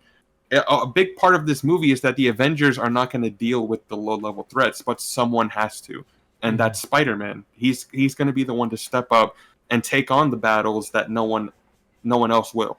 And you know, Matt, to this movie's credit, I see what you're talking about, how it's being lower level, and he has to deal with lower level enemies, and this is kind of like his beginning movie where he's being introduced and he's supposed to be shown ground to earth, and I agree with that, actually. And one thing I will say to this movie's credit is that they tried this recipe with Ant-Man and didn't succeed at it anywhere near as much as Homecoming did. So I will say that Homecoming did take this formula that it was given, and it did it correctly. They needed this movie to be successful. So yes, they had lesser variables to deal with, and the film was still a success, and I still think it's a fine watch. I just don't think that, como se dice, even though it's personally a higher rating for me, I don't think that it's a more intelligent of a film, or it did better. Como se dice, I don't think it's more of an intelligent film than Spider-Man 3, because of the fact that Spider-Man 3 had way more variables to master. But for sure. But still, Spider-Man Homecoming did good with what it had. And that training wheels line, I still think of it as a slight detriment, but not so much that it hurts the film or it loses a point. I just understand that that's what it did. It's being safe. I think, you know? I think really what the problem is with the low stakes in Homecoming is that when something does happen, it's not treated as a serious moment. I mean, like, look for instance that, you know, a big part of Spider-Man is his relationship problems, right, with the people around him. And so he has his best friend Ned in Homecoming, and, you know, they go to a party. So, you know, him and Ned are losers, right? No one really talks to them. They just kind of have each other. They're two best friends. And so Ned, when he finds out Peter's Spider-Man, and he hears Peter's crush saying that she basically wants to fuck Spider-Man. Right. Ned just kind of blurts out in the middle of gym, "Oh, Peter knows Spider-Man," and then that's kind of what gets everyone's attention. And then the whole thing comes up of, "Oh, Liz is having a party. Why don't you bring your friend Spider-Man?" And then so the whole thing is Ned is saying, "If you show up as Spider-Man, we're gonna be cool, because we know Spider-Man and we're friends with him, so people are gonna think we're cool now." And then so they go to the party, and then Peter, he's gonna do the Spider-Man thing, but he's having reservations about it because Spider-Man's not a party trick. Ned and is then basically... I'm sorry, I gotta pause you. Ned is basically just saying, dog, if you got rid of that old yee-ass haircut, you get some bitches on your dick, Pretty much. With your if you dog busted out ass! that Spider-Man. Yeah! If you bust out the Spider-Man costume, you can fuck Liz. Holmes is a wingman. Continue. Yeah. And so, Peter sees an explosion in the distance, and he gets caught up with the whole Vulture thing, and he never shows up to the party. And so he calls Ned after the whole car chase with Shocker and everything happens. He calls Ned, and then he was just like, "Oh, I'm on my way now." And Ned was like, I was just calling just to say maybe you shouldn't come." And so you can tell Ned is like kind of pissed at him for not showing up to the party. And then so the next day, you would think that there's going to be some problems between the two of them, but that shit is immediately sorted out when it's just, "Oh, I had to fight these bad guys as Spider-Man," and Ned is like, "Oh, okay, that's cool." And then they're friends again, and so there's not really any stakes to it. His choices don't have consequences. And the thing is, that specific scenario makes plenty of sense. If Spider-Man was my best friend, it's like, oh, okay, that's fair. I know you, Peter. We're best friends. I understand that you wanted to be there, but you couldn't. The thing is that you can't, once again, is that you would prefer to see a more deeper story. Like, for example, in Invincible, como se dice, when his girlfriend finally finds out that he's invincible and he lets her know, it's like, yeah, I know, but it's still no excuse to treat me like this. You should have told me earlier. Why don't you trust me? And you may even disagree with her. But that interaction, that disagreement, it's valid. It's valid. And it's human. You understand? Now, I understand that it's not even in Ned's character to be angry, but the fact that there's none of that in the film, once again, it's just another variable that other films had to deal with and have done successfully that Spider-Man Homecoming didn't even try to attempt. So, because Homecoming didn't... That was just one example. Right. There's other ones, but that's an example that, once again, even though Homecoming didn't even attempt it, and it's to its positive because the parts that it did have was correct. Once again, the term training wheels is apt. It may come off as negative, but it's the truth. Yeah. Continue. What were you on about? Yeah, I was going to say, this is just one example. There's multiple times in the movie where Peter bails on people because he has to do Spider-Man stuff, and there's almost no consequences for it. And even the film kind of makes a joke about it because he quits the academic decathlon team. Because he's like, I have to stay here. What if Mr. Stark needs me? That kind of thing. So he quits before their competition in Washington, D.C. But then when he finds out one of Vulture's men is going to Maryland, which is near Washington, D.C., he decides to just come back. And so he shows up before the team gets on the bus to Washington, D.C. And then they were like, "Oh, Peter, what are you doing here?" And he's like, "Oh, I just thought real quick that maybe I could rejoin the team." And Flash Thompson comes in and is like, No. You can't just come back and expect you to be accepted into the team right away. And the teacher comes out of the bus like, "Hey, welcome back, Peter." And it's just like, so the film makes a joke about it, but it's, when Peter bails on people, there should be consequences for that. His choices... That's literally his choice to be Spider-Man over Peter needs consequences. That's the literal entire point of being the character of Spider-Man. He balances both lives. It makes sense that there would be some consequences for him neglecting a part of his life, but they don't do that. Yeah, or at least there's no consequences for it. Right. He actively chooses to be Spider-Man over Peter, and the film just is like, yeah, okay, his life is still great. Anyway. Yeah.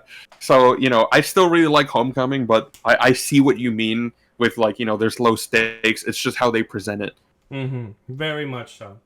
What's here is done well, but brother, it could have done more. Come on. Yeah. It's a very street level Spider-Man movie. Yes. That doesn't really have a lot of stakes. That being said, what's your rating on the film? Like from 1 to 10? Because I remember me giving it a solid 7. But it's been a while since I've seen it. I think that's where I'm at too. Yeah. It's a good Probably movie. About a 7. It's good. It's just not as good. Yeah. I mean, It's a safe start. Go ahead. it is. It is. I think what really hurts it is that the sequels don't really acknowledge it. Because this was before Infinity War and Endgame. Oh, here's the thing. What's there to acknowledge? Yeah. I'm just being honest, son. You know? Yeah. So, I wouldn't say this movie's unremarkable, but it's the least remarkable, in my opinion. Like, Yeah. Spider-Man 3, hell, even Amazing Spider-Man 2 had more personality. Being honest. Mm-hmm. I mean, Amazing Spider-Man 2 just had a lot of stakes Sauce. to it. Like, Yeah, there's yeah. a lot more of an emotional baggage with that movie, where Homecoming is more of just a, you know, like I said in the beginning, it's a sitcom. You sit down, you have fun with it. But once again, what it did well. The vibe it was going for, it did well. It's just, I don't prefer the sitcom mentality over actual good substance. You know? Yeah. So, I think Spider-Man Homecoming... I'm gonna go with B tier. I'd say B But- tier. Yeah, I'd but say it's not as good as Amazing Spider-Man, Yeah. but it doesn't deserve to be lumped with Spider-Man 3 that has all those problems. Yeah, So yeah. I'd say B tier. That's what I think. Yep, I would agree. Okay, fair enough. Mm-hmm. The next film, a film that you recently watched, Spider-Man. Literally just last night. Literally. Spider-Man, Far From Home. Not Mm. You've just seen this. It's probably been a little over a year since I've seen it, so I want you to talk to me about it. What's up? Okay, so Spider-Man: Far From Home is probably one of the most overhated superhero movies of all time. For some reason. For some reason, people are like, "Oh, it's a bad Spider-Man movie." I really disagree with that. Me too. Me too. And it's because a lot of people there's a lot of talk in the movie. So it takes place after Avengers Endgame, which Iron Man died. It's a big deal, and Iron Man was Peter's mentor in Homecoming. So there's a lot of ramifications for that in Peter's story. And so I think a whole lot of the who's going to be the next Iron Man line that's thrown around in the movie, I think people take too literally. Spider-Man is not the next Iron Man. He's the first Spider-Man. It's, I think, a big part of the movie. So really what Peter's arc is in this story is he needs to go from being a friendly neighborhood Spider-Man to basically being an Avenger. So at the end of Homecoming, Tony welcomes Peter into the Avengers. Peter says, no, I just want to be a friendly neighborhood Spider-Man. But with the events of Infinity War and Endgame, Peter was kind of thrown into the Avengers due to circumstance. Because he, with great power comes great responsibility. So he kind of had to be an Avenger in that moment. But with Far From Home, he's actively pushing away from that. He helped the Avengers in Infinity War and Endgame. Yeah, sure. But he just wants to be a friendly neighborhood Spider-Man. He wants to go on vacation as Peter Parker. He wants to be stressed. a kid. He wants to be a kid. But now, when he's in Europe for a school trip, Nick Fury comes in, and there's this whole thing, and Nick Fury's just, yeah, we need your help. And there's a great scene in the movie where Peter's like, why don't you just call Thor off-world? And then he says someone else, and it's like, oh, Doctor Strange, unavailable, Captain Marvel, and then Samuel Jackson says, don't you besmirch her name. So, there's a lot to Far From Home that I really like. And the most important thing that I like is how creative it is. Because we've never seen Spider-Man outside of New York. Simply just putting him in Europe changes the whole vibe of the movie. That changes the game. That's very true. It changes the whole vibe. Him being on a school vacation, and then they're just like, yeah, fuck it, Spider-Man's in Europe now. Damn. I was like, all right. And I probably should have mentioned this when talking about Homecoming, but I've watched behind the scenes for Spider-Man Homecoming pretty extensively. And in the beginning of their creative process for the MCU Spider-Man, they wrote down a list of pretty much all the things that we've seen in Spider-Man movies before. And they said, we're not going to do any of this. MCU Spider-Man is purposefully different. And people don't like that. People don't like change. Right. They don't like different. We want the same old Spider-Man.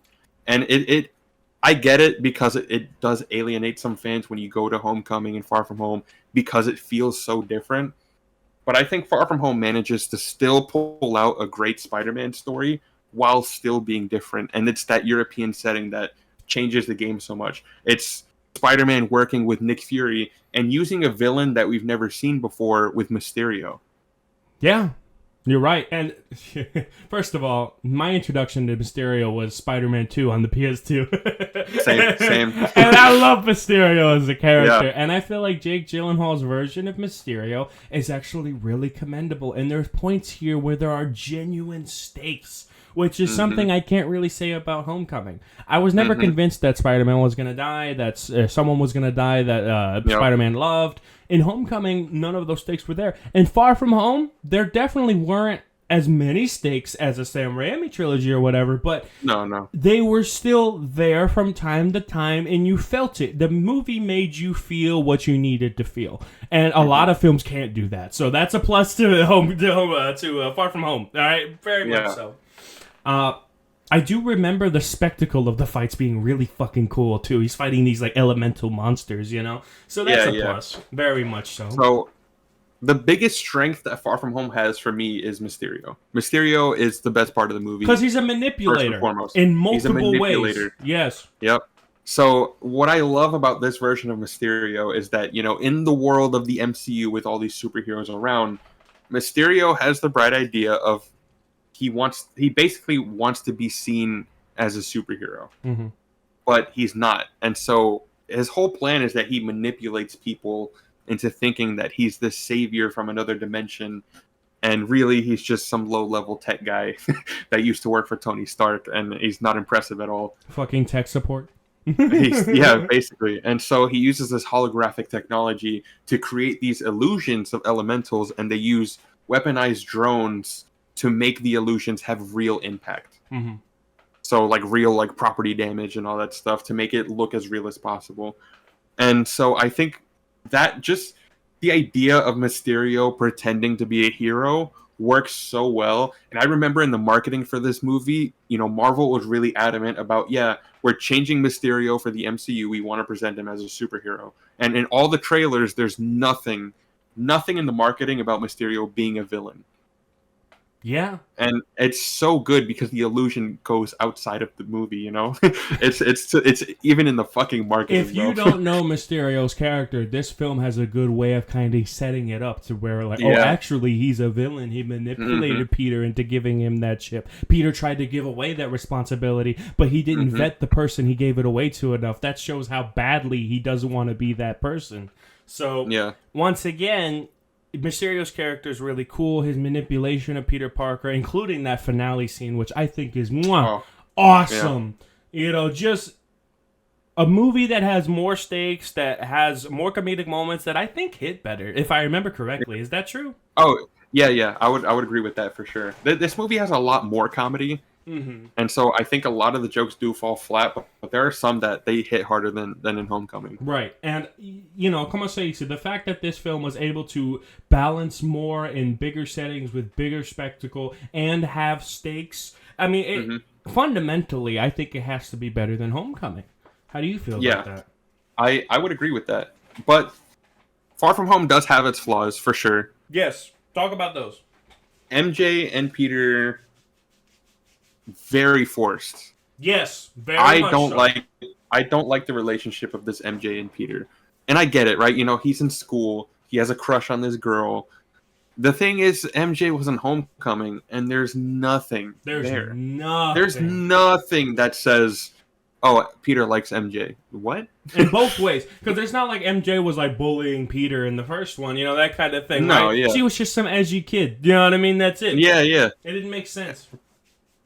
Yeah, it's but as if they kind of pivoted. You know what I mean? It felt that. Yeah, I do like that this version of MJ is smarter, and she figures out Peter's Spider-Man without him ever really saying anything. She just does it all on her own, and it makes sense because in Homecoming she's actively basically watching Peter all the time. yeah, a little stalkerish. Yeah. When he was quitting the academic decathlon and. She said something out loud about like, oh, he already quit band and this other team, and then everyone just stares at her and she's like, I'm not a stalker, I'm just very observant. And so I like that in Far From Home they kind of fleshed that out a bit more, where she's like, you're Spider-Man. It's pretty obvious. Like, he disappears all the time. One thing I will say, Spider-Man happens to be there. yeah, right. Fucking, she's always there. Come on, yeah. She's Yeah. real dirt. She's real like como se dice? She's real awkward about it, but it makes her more relatable. Which is one thing I do want to add. I like Mary Jane's Zendaya's interpretation of Mary Jane. I like this version of her. She's definitely good. And while you don't see the chemistry initially, you do see it later on in a movie like No Way Home. You do see it. You do see that they care about each other. That being said, if I had a preference, it'd have to be Kirsten Dunst's character. But I think that's biased more than anything. I do think that, but also I do want to add that their relationship and the lead up to their relationship is a lot better. All right, between Peter and Mary Jane, their build up to their relationship to like, oh, we're best friends in high school, we're doing this, and eventually we start dating, and it's a lot more like fluttery butterflies and like a romantic love story. You're talking about in Toby's? In Toby's, yes, in Toby's. Oh, now, I was gonna say. Now, in the new trilogy, in the Far From Home trilogy, it's not. It does feel forced initially, but then you see that there is some decent chemistry. But that's the thing, is that there's more to criticize than the romantic relationship that was in the Raimi trilogy. At least initially. Let's not talk about 3 too much. You know? But if I had a preference, I do prefer the relationship between Tobey Maguire's Spider-Man and Kirsten Dunst's Mary Jane than Tom Holland's Spider-Man and Zendaya's Mary Jane. But it's still not bad at all. It's definitely got some high points to it, so I'll give them that. Another thing that stands out about Far From Home, not in a negative way, this is positive. The music fucking bangs. The score is just really fucking good for some reason, and I don't know what it is, but on this most recent rewatch, that's what stuck out to me the most. And particularly, going back to Mysterio, in the beginning, Mysterio's theme sounds like a superhero theme. But towards the end of the movie, when they play Mysterio's theme, it's like the same notes, but lower. And so it kind of has like a more like villainous tone to it by the end of the movie. And dude, that transition is just fucking cool. Yes. Where he starts off as a superhero, and then by the end, you're like, oh shit, this theme is scary. Yeah, I mean, como se dice, I remember that nightmare sequence that Peter had with Mysterio. Like moments like that, you don't see often. That's like, it was like an homage to Spider-Man 1 horror with him and Green Goblin. You know what I mean? Like it was there, and it didn't make you fear Mysterio, but it made Mysterio seem stronger than he actually was, which is the whole point of his character, which I love. You know. So, and he uses Peter's words against him for that too, for the like the holographic images. He's like, Peter tells him that he wants to take MJ to the top of the Eiffel Tower and tell her how he feels. And then when you go through that whole illusion thing, there's the illusion where Peter goes through the door, and then he's on top of the Empire State Building, and Mysterio's holding MJ off the edge, and he fucking drops her, and it's like, holy shit. Damn. he's like, he's using his own words against him and building all these hallucinations. And then he hit that floor mad hard. He did, yeah. And then, you know, there's a lot of things that hit hard. It's like, maybe if you were better, Tony would still be alive. Yeah. Uses Iron Man's death against him. Mysterio just took all the gloves off. It was like, really good visuals to accompany that. Some really good visuals to accompany that. Like that skeleton with the fucking bugs in it and shit when the suit opens up. You know, just... Yeah. I have to tell you right now that I can't believe there's people who actually hate this film. You know what I mean? Like, why is there hate around this film? I could see you thinking, oh, it's kind of pointless. Oh, it's not as good. That's okay, sure, but hate?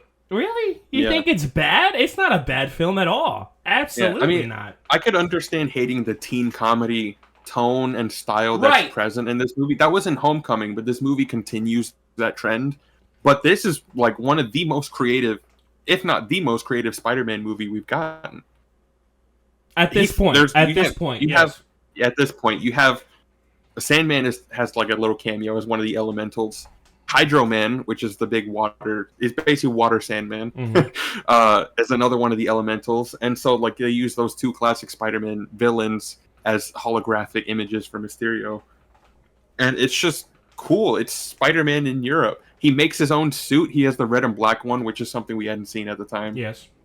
And it's just it's just a really fun movie. It's a fun movie with some really good spectacle moments. It's got some decent comedy in it. It's got a great setting, and it also has a really cool, charismatic villain with some cameos from some characters that we already like Nick Fury. You know, once again, there's not a lot to hate about this film. You could say that it's infuriating that it didn't do more, sure. But you can't say that what's here is bad. Just like how you can't say that what's here in Homecoming is bad. You wish it could do more. Sure. Yeah. But you can't say it's a bad film because it's not. What's here, they succeeded in executing. That's what it is. And if you want a superhero movie that has balls, that end credit scene balls blew my mind. Balls! J. Jonah Jameson? What? Yeah. First of all, the introduction of bringing back J.K. Simmons as J. Jonah Jameson already had all the fans on the floor, right? Yeah. We were all nutting in our chairs. Yeah. But then you immediately follow that up with a video from Mysterio saying Spider-Man's real name is Peter Parker, and then he shows a picture of Peter. What the fuck? What the fuck? Yeah. That's literally what Peter says, what the f... And then it just cuts off. Oh, man. You gotta love it. Like I said, there could have been more, sure. In comparison to the other films, fair enough. But what's here is pretty goddamn great. I don't understand how you could hate a film like Far From Home. What I see there is just sheep following the herd. That's it. Yeah. That's all. I got another negative, though, that I just remembered. Yes? Aunt May knows Peter Spider-Man in this, and it's just, like, out there. Mm-hmm. I don't really like it. Yeah, because like there was initial reactions like, what the fuck in Homecoming? Yeah. And then that's it. There was no like, oh, why are you putting yourself in danger? I forbid it. You know, something like that, right? No, she never had actively that. Supports him. She's just okay with Spider-Man. it. It's like, and I understand that, like, you know, Aunt May's kind of like a background character that's meant for comedic purposes, which kind of dampens her death in the sequel. But still, what's here? We're gonna say you said, but. Even with that being said, she's not a bad Aunt May. It's just wish there was more of that. But that's the thing. That's the tone of the film. It's just kind of like go, go, go. You know? Yeah. And she's not really the wise woman that we've had previously. Which she's very I don't like, to comedic. be honest. Which I don't like. Which I don't mind the comedic vibe. But if I had to choose... You know? Like, the other Aunt May is way better in my mind. Both of them are way better in my mind than this one. This Aunt May's hot and funny. Oh. And I love Marissa Tomei. She's great. She pulls her character well. Yeah. I've only really seen her in comedies, and I think she really fits the tone and style that this movie's going for. Course. It's just that when you look at the character of Spider-Man, and then you have an Aunt May so nonchalant like this, it feels wrong. It does. It very much does, because it's like everything is leaning towards comedic. Everything's leaning towards passive. And there's no like weight kind of holding Peter back in any sense, except himself sometimes. But that's it. Yeah, you know. I will say she has a great line though at the end when she picks him up from the airport, and she's like, "Where's your luggage?" Oh, right, they got blown up. she just like moves on. Once again, how can you hate this film? I don't get it. You can prefer others, but hate? That makes no sense. It's not bad at all. It's far from bad. That's what they should call it, Spider-Man. Far from bad. It makes there you go. It's far from bad. Yeah, got it. And to be honest, I think I prefer it over Homecoming. How do you feel? I would agree with that. I agree. Okay.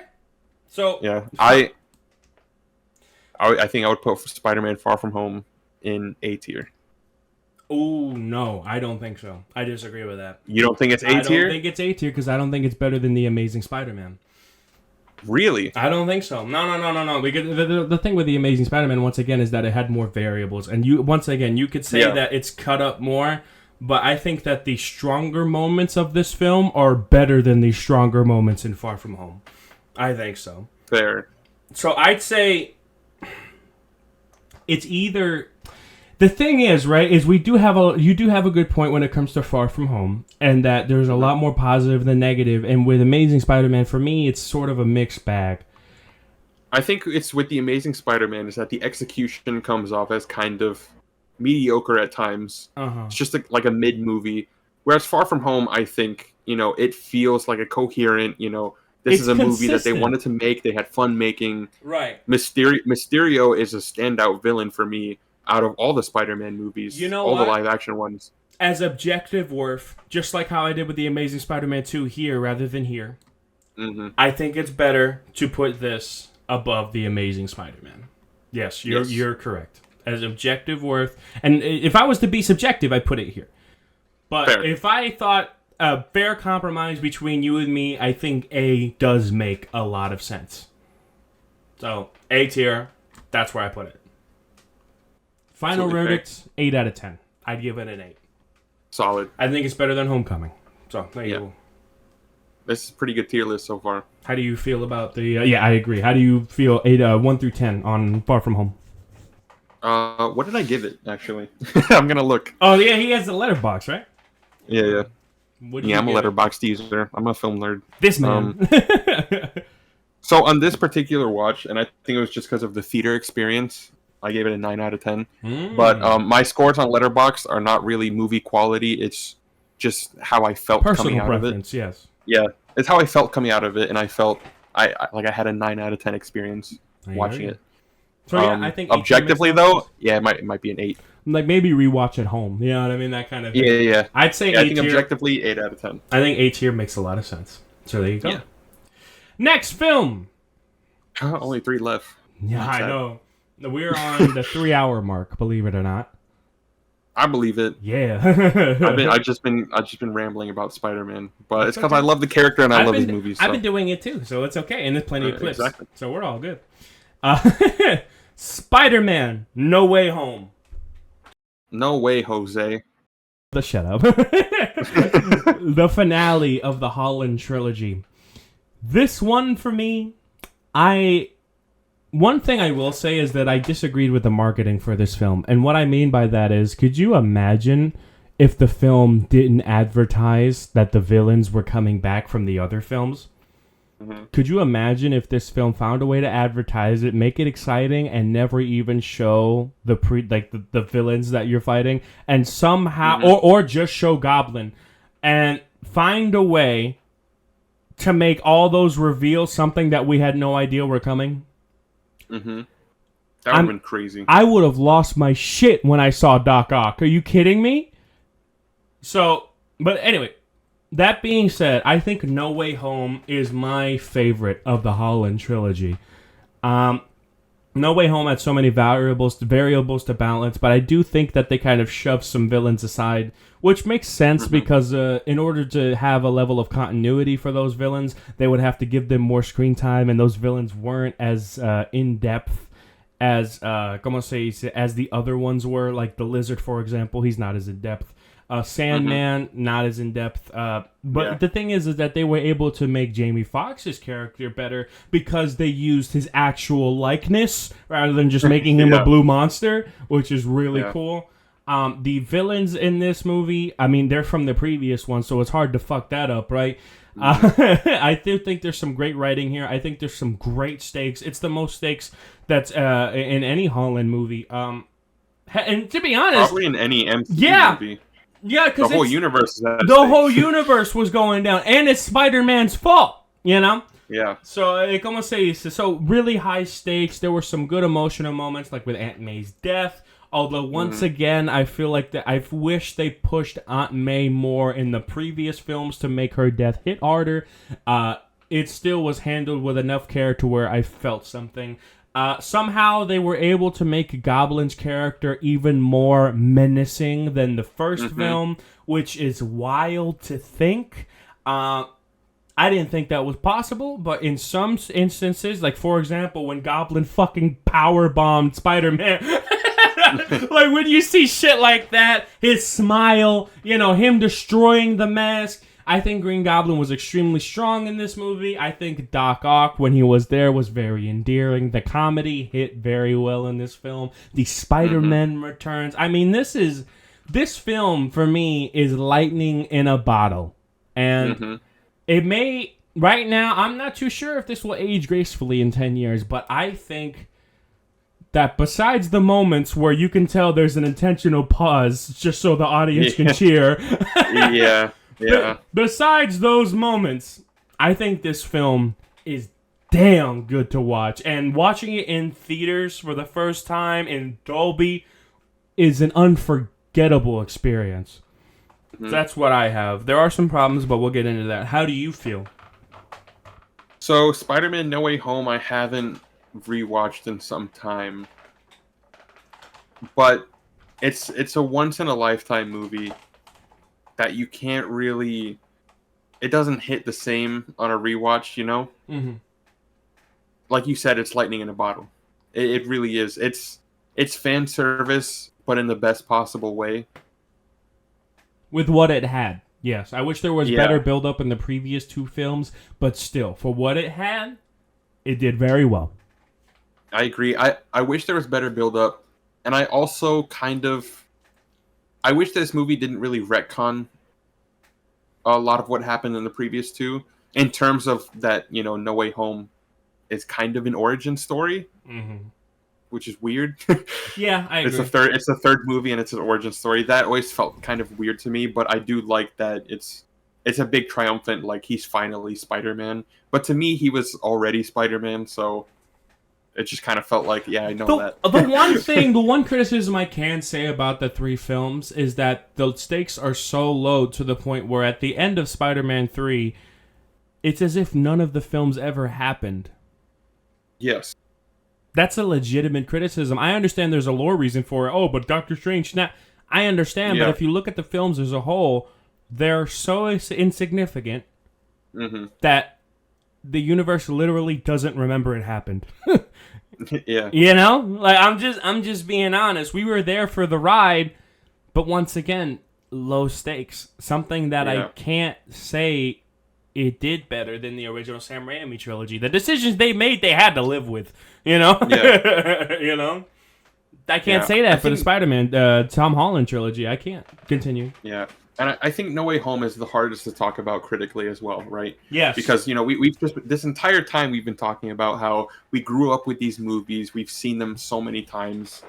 And then you get to No Way Home and you can't really look at it critically. It's fan service. It feeds on your nostalgia. It feeds on you knowing the previous movies. You grew up with the Tobey Maguire movies. This movie rewards you for that. It's just, hey, you remember. Yeah, you remember. And I know some people will be like, oh, it's just, the movie leans on it too hard, and that's kind of, what makes it fair. Maybe a not great movie. But for me, that's what makes this movie as good as it is that it is the fan service. It's for the fans. It's a Spider-Man movie made for the fans, 100%. And so it's really hard to talk about in a way of just let me find what I don't like about the movie, because the movie is tailor-made for Spider-Man fans like us. From our perspective, it's top tier. It's top tier, and I think it's the perfect blend of what the previous Spider-Man movies were trying to go for by telling a great Spider-Man story, but also being like, hey, he's in the MCU. Because, in Homecoming, you had, hey, look, it's Iron Man. He's in the MCU. And then Far From Home, it's, hey, he's with Nick Fury. Spider-Man's in the MCU. And then now it's Doctor Strange. Right. Except Doctor Strange's appearance here isn't too long, thankfully. So, like with the other ones, it's not too long, but it is important. Right, very much so, which is great because, once again, the fact that he's not in it for too long gives Spider-Man the spotlight, which is good. Yeah. I feel like one of the biggest points for this film, pretty much the moment where I knew that we were in good hands and that they weren't going to take all of these subplots and have some sort of mild dissolution, was the scene where Goblin kills Aunt May. Now, it wasn't exactly too intentional. He was trying to kill Peter, and Aunt May got in the way. But when Aunt May died... Ant-Man. When Ant-Man died. Ant-Man died in this film. When Aunt May died, and he was holding her, you could see that anger, you could see that retribution feeling. And then when he was standing on that building and the rain was going and they had a really good shot, and he wanted to kill Green Goblin, all of that. But then the other Spider-Men were able to talk him down because of their experiences, and the dialogue that they spoke was so damn good. Like, I'm sorry, the writing behind this, it's comedic when it wants to be, but they nailed that scene. It was perfection. And while I do think that he kind of went back to old funny Spider-Man a little too quickly, you can't get too mad at that because of the legendary scene between them three and them talking about, yeah, I fought a purple alien. It was in space. Y'all fought in space. I'm kind of lame compared to you. No, stop. Can you take that away? Now, you need to look at yourself and say, I am great. Say it. No, thanks. There's a lot of self-talk. Yeah. It's little conversations like that is the bread and butter in this film, and I have to say that once again at the end where they have the big fight, and at the very end of the fight, it's Tom Holland Spider-Man versus Green Goblin. Even Andrew Garfield got a fucking arc, and he saved Mary Jane. All of the nice tie-ups where Tobey Maguire's talking to Doc Ock is like, hey, Otto, I'm doing all right. That kind of thing. Everyone has an arc. Everyone's subplots are tied up perfectly. Except Lizard and Sandman. It's a little quick, you know what I mean? But there's a lot of villains, so it makes sense. And como se dice? And the final fight between Goblin and Tom Holland Spider-Man, which I think Goblin was the perfect character for to be the main villain. The level of violence that you can see in Tom Holland's eyes, like the anger, it's something you don't really see often. So it really stood out in this fight. And the fact that Tobey Maguire's character came over and saved Goblin, I think that those kinds of moments that are so real, that are so I don't think I've seen a moment that was more Spider-Man than that ending. I really do. I think that I think that this film, even though it leans a lot on member berries and nostalgia, also treats it with so much respect. That it has substance in its own right as well. Very much so. It's a film that stands on its own in addition to all of the fan service. And to be honest, it's almost the perfect combination. It's amazing. Amazing. But you get it. It's damn good.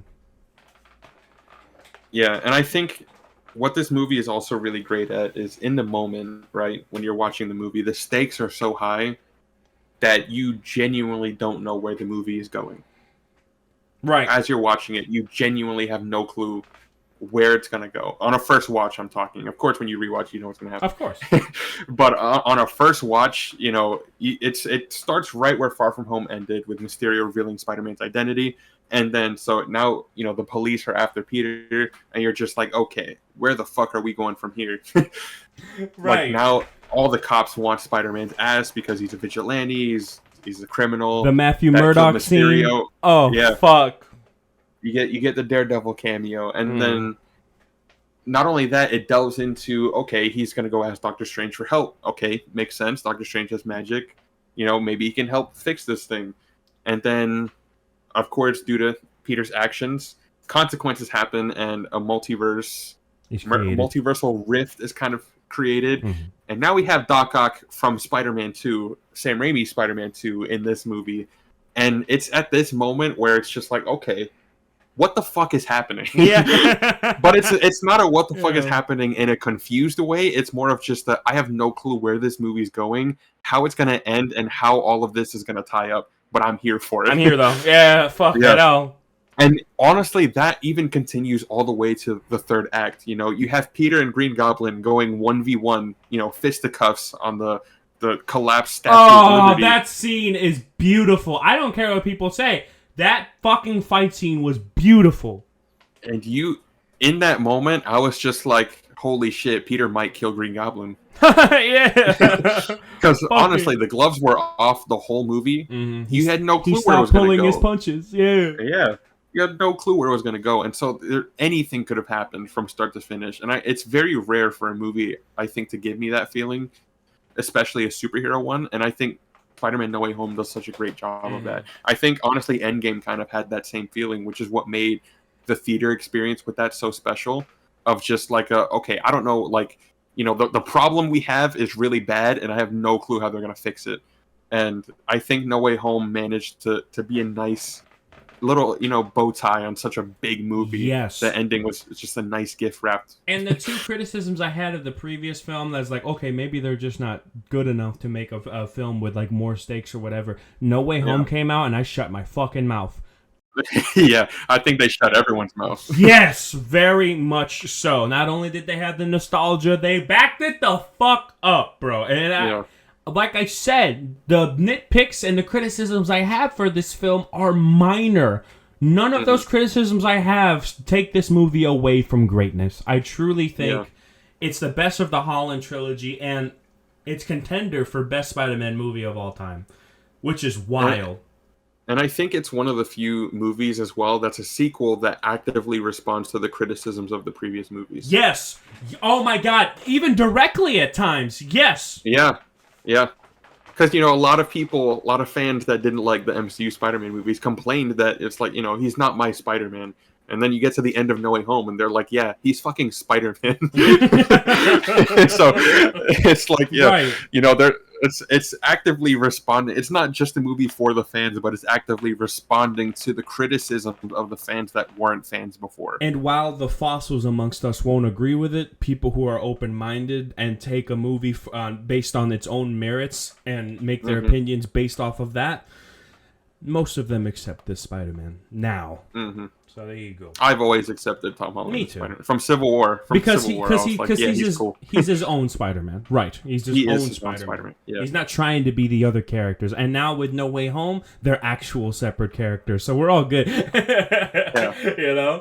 And honestly, with whatever they do for Spider-Man 4, it can go anywhere. Yes. Honestly, this could even be the last Tom Holland Spider-Man movie, and I'd be fine with it. Yes, very much so. Because the ending is very nice. So with this film, the thing is, me giving Spider-Man No Way Home a 9 out of 10 doesn't seem fair. It feels wrong, right? It feels wrong. Doesn't seem fair. So you know what? I'm gonna do something that may seem sacrilegious to Spider-Man fans, but I'm putting No Way Home at S tier, right next to the original Spider-Mans 1 and 2. They are not better than these films. I think these films are the blueprint, but I think this film is a grand finale. It really is. Especially when you watch all the live-action Spider-Man movies, No Way Home feels like a conclusion for all of them, not just Tom Holland's. And it's beautiful. You got Old Man Spider-Man, Tobey Maguire. You got the estranged, I fucked up my life Spider-Man. The middle child. Yes, the middle child, right? And you got the youngest, who's probably the most prosperous out of all three of them. And I gotta tell you right now that if you look based on merit, while I enjoy and prefer Spider-Man's 1 and 2, if you look at it as a trilogy as a whole, trilogy, they fucked up a lot less. Now, like I said, that doesn't say that the films are better, because they're not, in my opinion, because they had less to deal with, and so they were safer. But No Way Home proved as the best finale out of the entire trilogy, and that is no easy feat. So S tier, while it may seem sacrilegious, I cannot put it in the same tier as Far From Home, because it is way better than that. And Far From Home is pretty good. Yeah. So that's what I have. 10 out of 10, No Way Home. Anything else? Yep. Nope. No disagreements from me there. Fair enough. Clown to clown conversation. That's it. We have 2 films left on the tier list, and god damn it, these are 2 of the best animated features that I have ever seen. So it's gonna be hard to be fair. We're out of the live action realm. And and we're now in the animated film realm. And these 2 are special staples in the animation genre. So let's start with Spider-Man Miles Morales. Into the Spider-Verse. No. Miles Morales. Shut up. That's the game. Yeah, I know. My bad. Into the Spider-Verse. Spider-Man Into the Spider-Verse. Take it away, Squeedo. Talk about it. How do you feel about it? All right, so I'm just going to rip the Band-Aid off. It's the greatest superhero movie of all time. Damn! That's... No. Woo! Woo! My hands are hot. They're scorching. Hey, yo! Whoa! It's so The Amazing Spider-Man 2 is the Spider-Man movie I've rewatched the most. Second place goes to Into the Spider-Verse. I've rewatched this movie countless fucking times. I have 0 gripes, no flaws with Into the Spider-Verse. It is the perfect Spider-Man movie. It is the perfect superhero movie. It's such a great coming-of-age story. Miles is such a well-written character. This movie uses nostalgia and fan service in a way that benefits the story, and it's just the animation, the art style is unmatched. The only movie that lives up to the animation style of this is the sequel. Into the Spider-Verse is just it's goated. It's top tier. It's a fucking great movie. I think that as well. I think that the villain's really cool here. I think the triumphant moments at the end really do hit. I mean, damn near tear-inducing at times. Yep. I do believe that you feel for this Miles. Yes, very much so. I do think this version of Miles is very strong, very well written. Every single comedic joke that they try to pull off hits very well. The antagonists that we see in this film, whether it's the female Doc Ock, whether it's Kingpin, whoever the hell we're watching, they're always interesting. It's always cool to view. You can tell how much love was put into this film, and damn it, every single scene in this film hits and serves its purpose to the fullest extent. Once again, you said this movie's practically flawless. I can't really think of any flaws. Maybe a couple minor nitpicks if I were to rewatch it, but those minor nitpicks don't really say much to the avalanche fucking mountain full of pros. You understand? It's a damn fine film, damn well constructed, just damn well animated, damn well written, damn well voice acted, damn well fucking everything. This film is probably the perfect Miles Morales story. I gotta say that right now. I can't think of perfect Spider-Man story. I'd say it's even I'd say it's even perfect as a Spider-Man film, because if you think about the original Sam Raimi trilogy, I can think of genuine problems. You know what I mean? The Spider-Mans 1 and 2, while they are not perfect, I love them. They're S tier. Look at them. But they're blueprints. But if I were to think about objective worth, Spider-Man Into the Spider-Verse is just something. It's lightning in a bottle. It's beautiful. And I can't think of anything wrong with it. Because it is a perfect fucking movie. I hold Spider-Man Into the Spider-Verse in such high regard, but it fucking deserves it. I grew up watching every superhero movie I could. I fucking love superheroes, and I love Spider-Man. And no movie has lived up or exceeded the expectations of Spider-Man Into the Spider-Verse. It took the blueprint that Spider-Man 1 and 2 made and perfected it.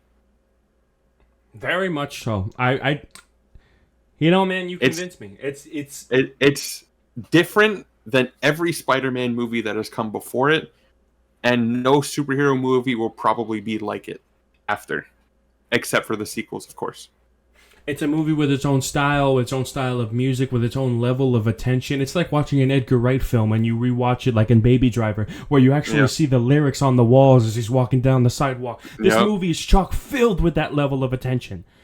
It's amazing. You know what? I'll give an example of the perfection of this movie. Go ahead. Spider-Man No Way Home, the way they showed Peter's spider sense, right? With the way like the camera was like really close to him, and then like all the edges were like kind of blurred and distorted when he was kind of sensing the change in Norman's personality. And then you have the scene in Infinity War when he's on the school bus and there's the alien ship outside, and we see the hair stand up. You know, those are great. Those are great representations of spider sense, right? And how he's able to use that power. In Spider-Man Into the Spider-Verse, the first instance of spider sense that we've seen in the movie is when Miles is underground in the subway tunnels that he was in with Uncle Aaron earlier in the movie. And so Peter Parker Spider-Man is fighting Green Goblin in like an empty underground warehouse. And Miles is also in that building, but he doesn't see them. He doesn't know they're fighting behind him. And then all of a sudden, you just see the big words pop up on the window behind him that says, "Look out." And it's completely silent, and then the words just keep getting bigger and bigger and bigger, and then all of a sudden a fucking shipping container comes flying through the window. And it's like Miles' own head is telling him, look the fuck out, there's something behind you. But he can't interpret it because he doesn't know what it is. He doesn't know what his powers are. He doesn't even know he has powers, right? And also this movie is just it's basically just a representation of It's coming of age. It's being a kid and growing into an adult. That's what the movie's really about. I think a perfect Spider-Man story is definitely what this is. This film is not something that suffers due to aging or whatever. This is a timeless film that will be relevant 100 years from now. This is just one of those films that you can tell that every single person behind its production love every minute of it. This is passion put into an animated movie. The leap of faith scene is one of the greatest scenes in any superhero movie. And what's ever. up, Danger? Oh shit! Yeah, I love it, man. That was such a good moment. No, you know what? That's the thing, right? Is that we're not going as much in depth into this film as I would like. But the thing is, what's wrong with it? Exactly. What's wrong with it? Nothing. I can't think of anything wrong with it. I don't have that same sentiment with Across the Spider-Verse. There's one big thing that I may not... I agree with it because the movie has balls, but we don't really know if it'll be good until the sequel. That being said, Across the... this one here, Into the Spider-Verse, literally has no flaws that I can think of. You? Yeah. If I had to give it the littlest of nitpicks, it's that Penny Parker, Spider-Pig, and Spider-Man Noir don't really serve much of a narrative purpose. Right. Besides showing that there's more Spider-Men and different universes out there. Which is Other than that, they don't really do much, but they serve as good comedic relief, which is why they're there. Which isn't even a nitpick, right? It's just like it could have done more, except that it's already done so much. It did. They didn't need to do more. They didn't need to do more. You know, that you can see where there's opportunity for more, maybe, but what's there is damn near, if not literal perfection. That's it. Into the Spider-Verse is so good, it's got me scared when they announced the sequel. Yeah. Because I was like, they can fuck it up so easily. They really can. Like, you have perfection here. Why mess with perfection? Well, money. Yeah. yeah, you're right. The thing is that we'll get to it, but sequel, it doesn't do that, thankfully. Yeah. Into the Spider-Verse, damn fine film. I'd say it's the perfect Spider-Man movie, and even though I love Tobey Maguire Spider-Man, we all do. I'd have to say he's my favorite live action. But sorry, hold on, move! God damn it! There you go. He didn't want to move. Well, you see, he didn't want to move. There you go. Well, Into the Spider-Verse is not just a great adaptation of Miles, but the Peter that's in the movie, the one that trains Miles, is really fucking good. He's good too. That's the thing. He's basically the Tobey Maguire Spider-Man, but a bit more jokey. There's not a bad character in this. There are no bad character moments in this, and I can't say that about either of the Spider-Man films. You know. Yep. So, once again, S tier, perfection of a film, 10 out of 10. I would give it an 11. You? Yeah, 15 out of 10. Same. If I could give it 100, I would. Fair enough. That's too expensive. I don't have the facilities for that, big man. Yeah. Fair enough. My brain can't handle that ranking, Next. The last film on the tier list. Jesus Christ, we've been on this for a minute. The most recent Spider-Man movie. Spider-Man Across the Spider-Verse. How we feeling? It's really good. How good? So I like Across the Spider-Verse a lot. But you can't really follow up perfection, Yeah, I agree. It's, okay, so I know there are people out there that like Across the Spider-Verse more. I personally chalk that up to recency bias, but even from the moment I first watched Across the Spider-Verse, I didn't have that feeling of, oh, it's better than the last movie in every way. No. I think the animation is a lot more polished, is a little better. But I think story-wise, so this was originally going to be called Across the Spider-Verse Part 1. And that's important. It's half of a story. It's part 1 of a bigger story. And the story that's presented here is magnanimous. It's great. And it's fantastic. I'm actually surprised by how good it was, because I had the same fears as you. It can't be as good as the first one. No way. Yeah. But what they do tell, it's a great deconstruction of the Spider-Man character. And it presents Miles with the impossible choice that every superhero has to make at some point. It's the trolley problem. Yes. Would you save one person close to you, or would you save the rest of the multiverse? which is That's massive. an impossible fucking question. One thing I do want to say is that this film's so intelligent.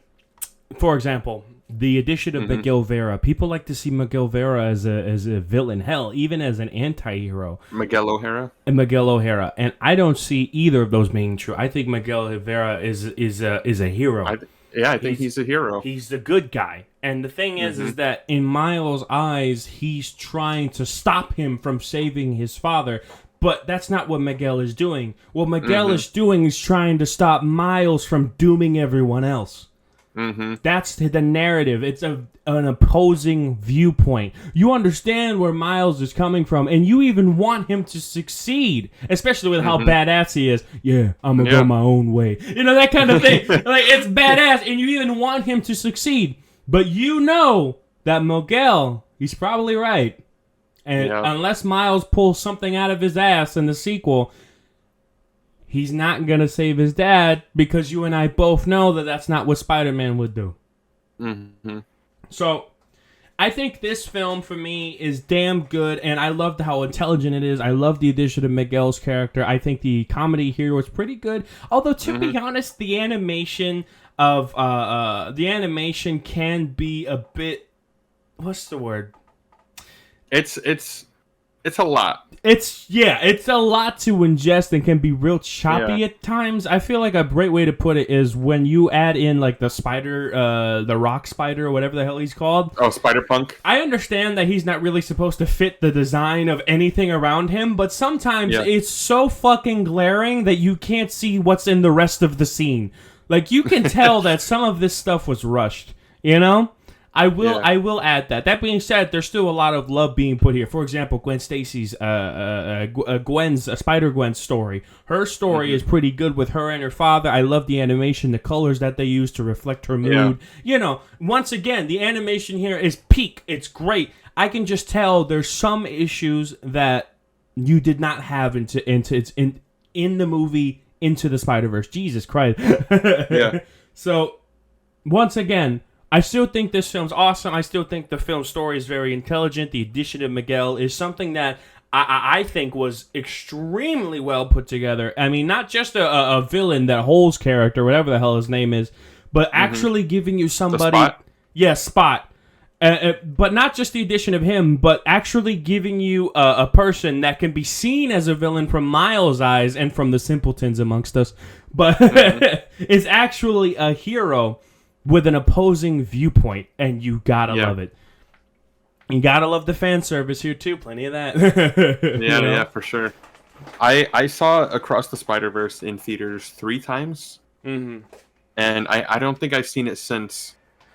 But it's weird because I think Across the Spider-Verse is great, but I don't have the same love for it that I have for other Spider-Man movies. And I think and it's nothing against the movie. It's just, I don't know. It's just something about it. I know it. I know what it is. What is it? It's the ending. I love the ending. That's a big part of it. The ending, let me tell you something. It's definitely a big contributing factor. The thing is, I love the ending. Some people hated it. I think the ending has balls. Okay? The ending is doing exactly what the comic books do. Man, I hate cliffhangers. Yeah, you do. God damn it. I know you do because you loved it and we kept you hanging on by a thread. Oh, it's going to do it. Oh, it's going to get good. Nope, fuck you. You know? Now, if this was a cheap franchise that I didn't care about too much, I would see that as cheap way to get, to get people interested. But that's not what this movie is. This movie's so comic book accurate, it's to a fault. You know what I mean? Yeah. And I love the cliffhanger ending. I think it's great. But that being said, I can't give Across the Spider-Verse the props that I give Into the Spider-Verse because the story's not finished.